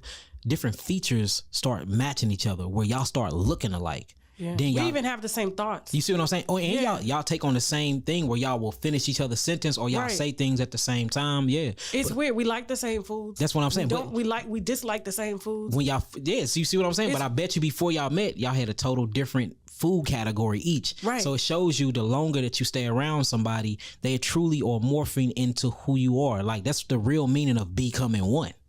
So it was like he was in my conscious. Yeah, he's seen it. He's seen it, and it's like you, and it's kind of like you sent him a warning to warn you.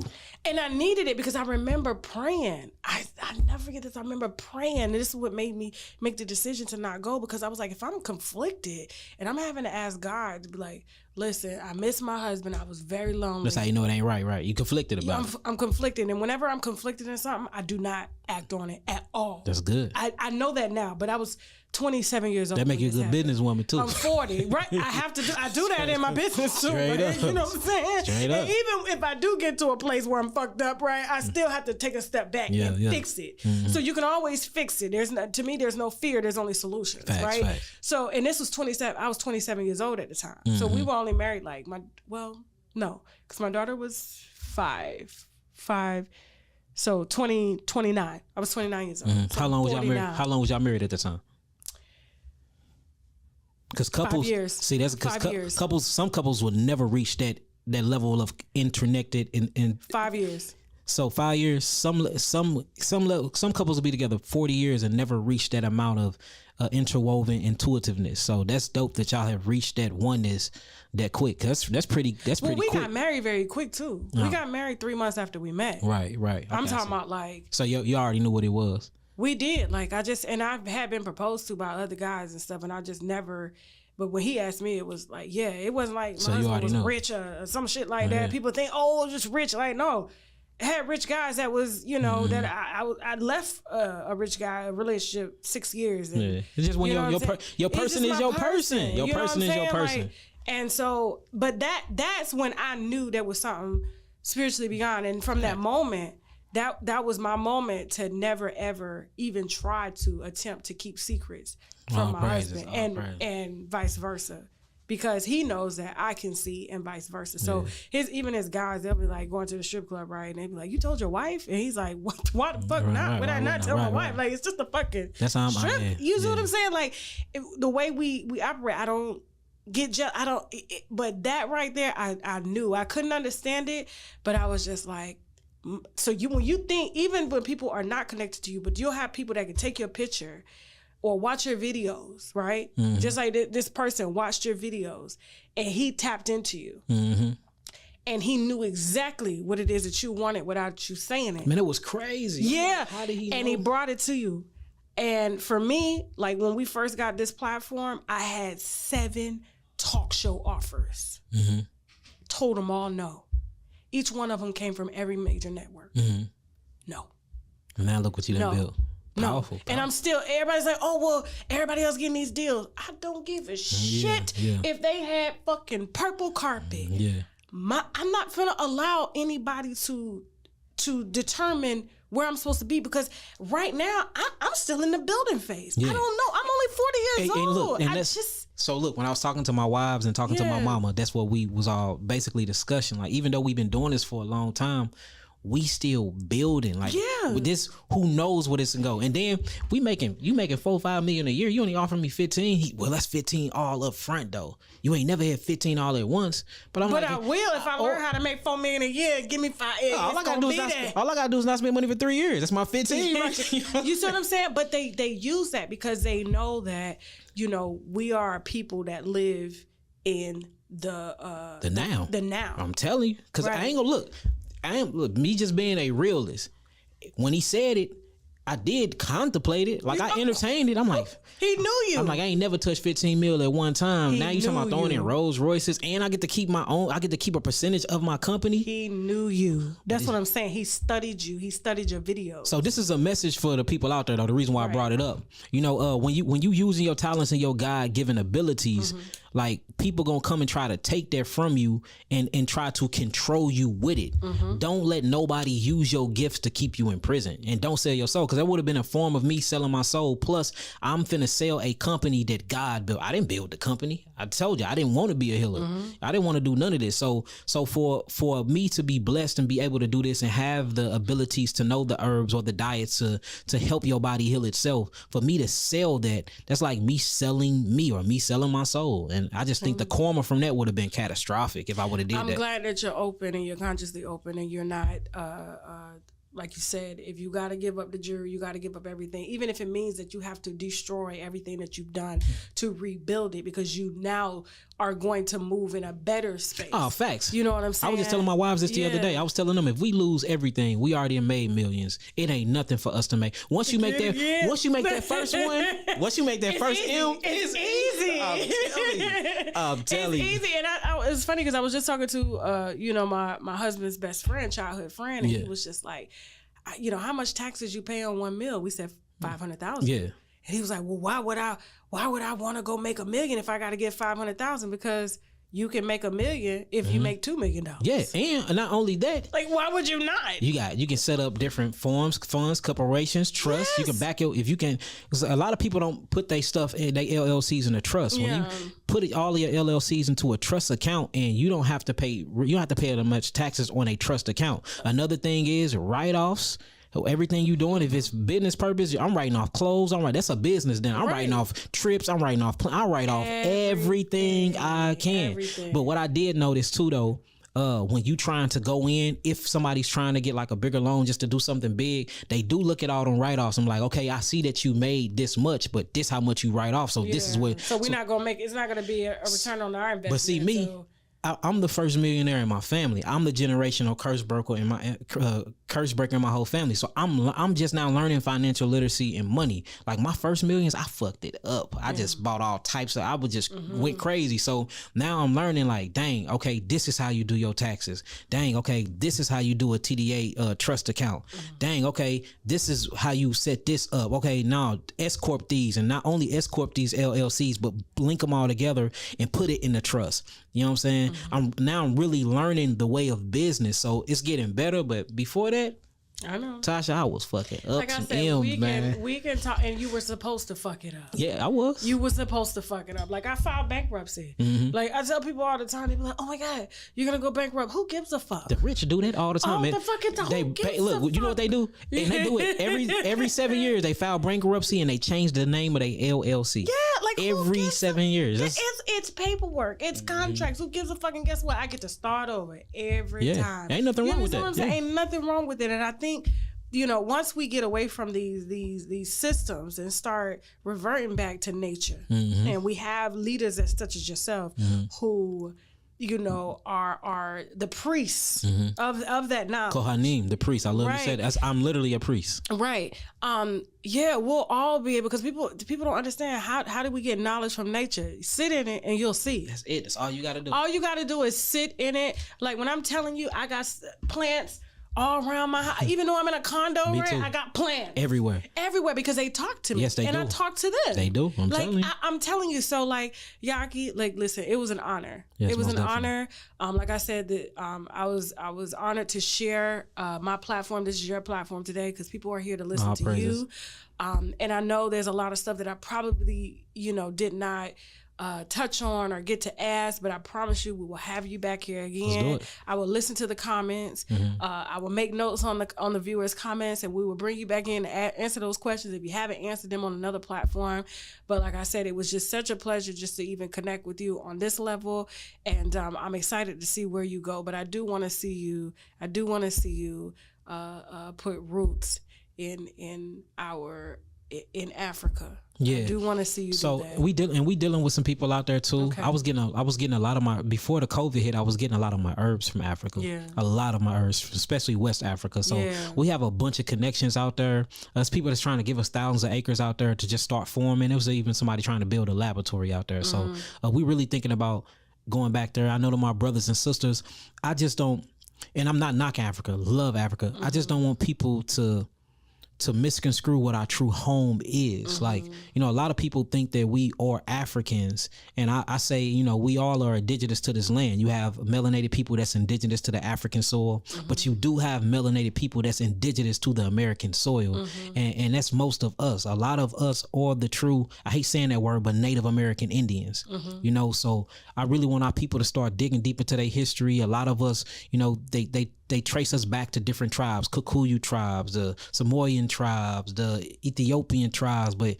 you know, a lot of us are literally Cherokee. A lot of us is Blackfoot. A lot of us is Tomahawk. A lot of us is different Indian tribes from the Americas. A lot of us come from Memphis, Tennessee, and not Memphis in Egypt. You know, a lot of us come from Judah, which is now Idaho. So that's a whole nother topic. But, you know, a lot of us originate from these lands, and we need to start really discovering that knowledge and installing that into ourselves and in our children. But we most definitely gonna do some international business with Africa, though. I love Africa. And my brothers and sisters. I love it.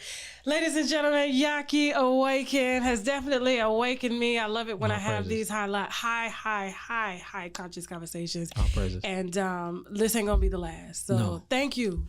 Thank you. Appreciate you for having me on. And I do want to say blessings to you and your husband. I love what y'all got going on. I love what y'all building. Many blessings to y'all. Thank you. Seriously. That's my baby. All right, we out. Okay. I was going to say, my dad, every time I look at the Marines or I see them nuggets, like he just has so many. I'm just into gold. I invest a lot of money in gold. That's good, as you should. You know, it's a good insurance policy too. Yeah. So you know, if you get it with a likeness on it and get your company name on it, you can write 100% of it off, and the value go up on it. Anything happen to it, they pay you double for it. And again, it's a commodity. So get you some gold and get you a Tasha K chain or something. Seriously.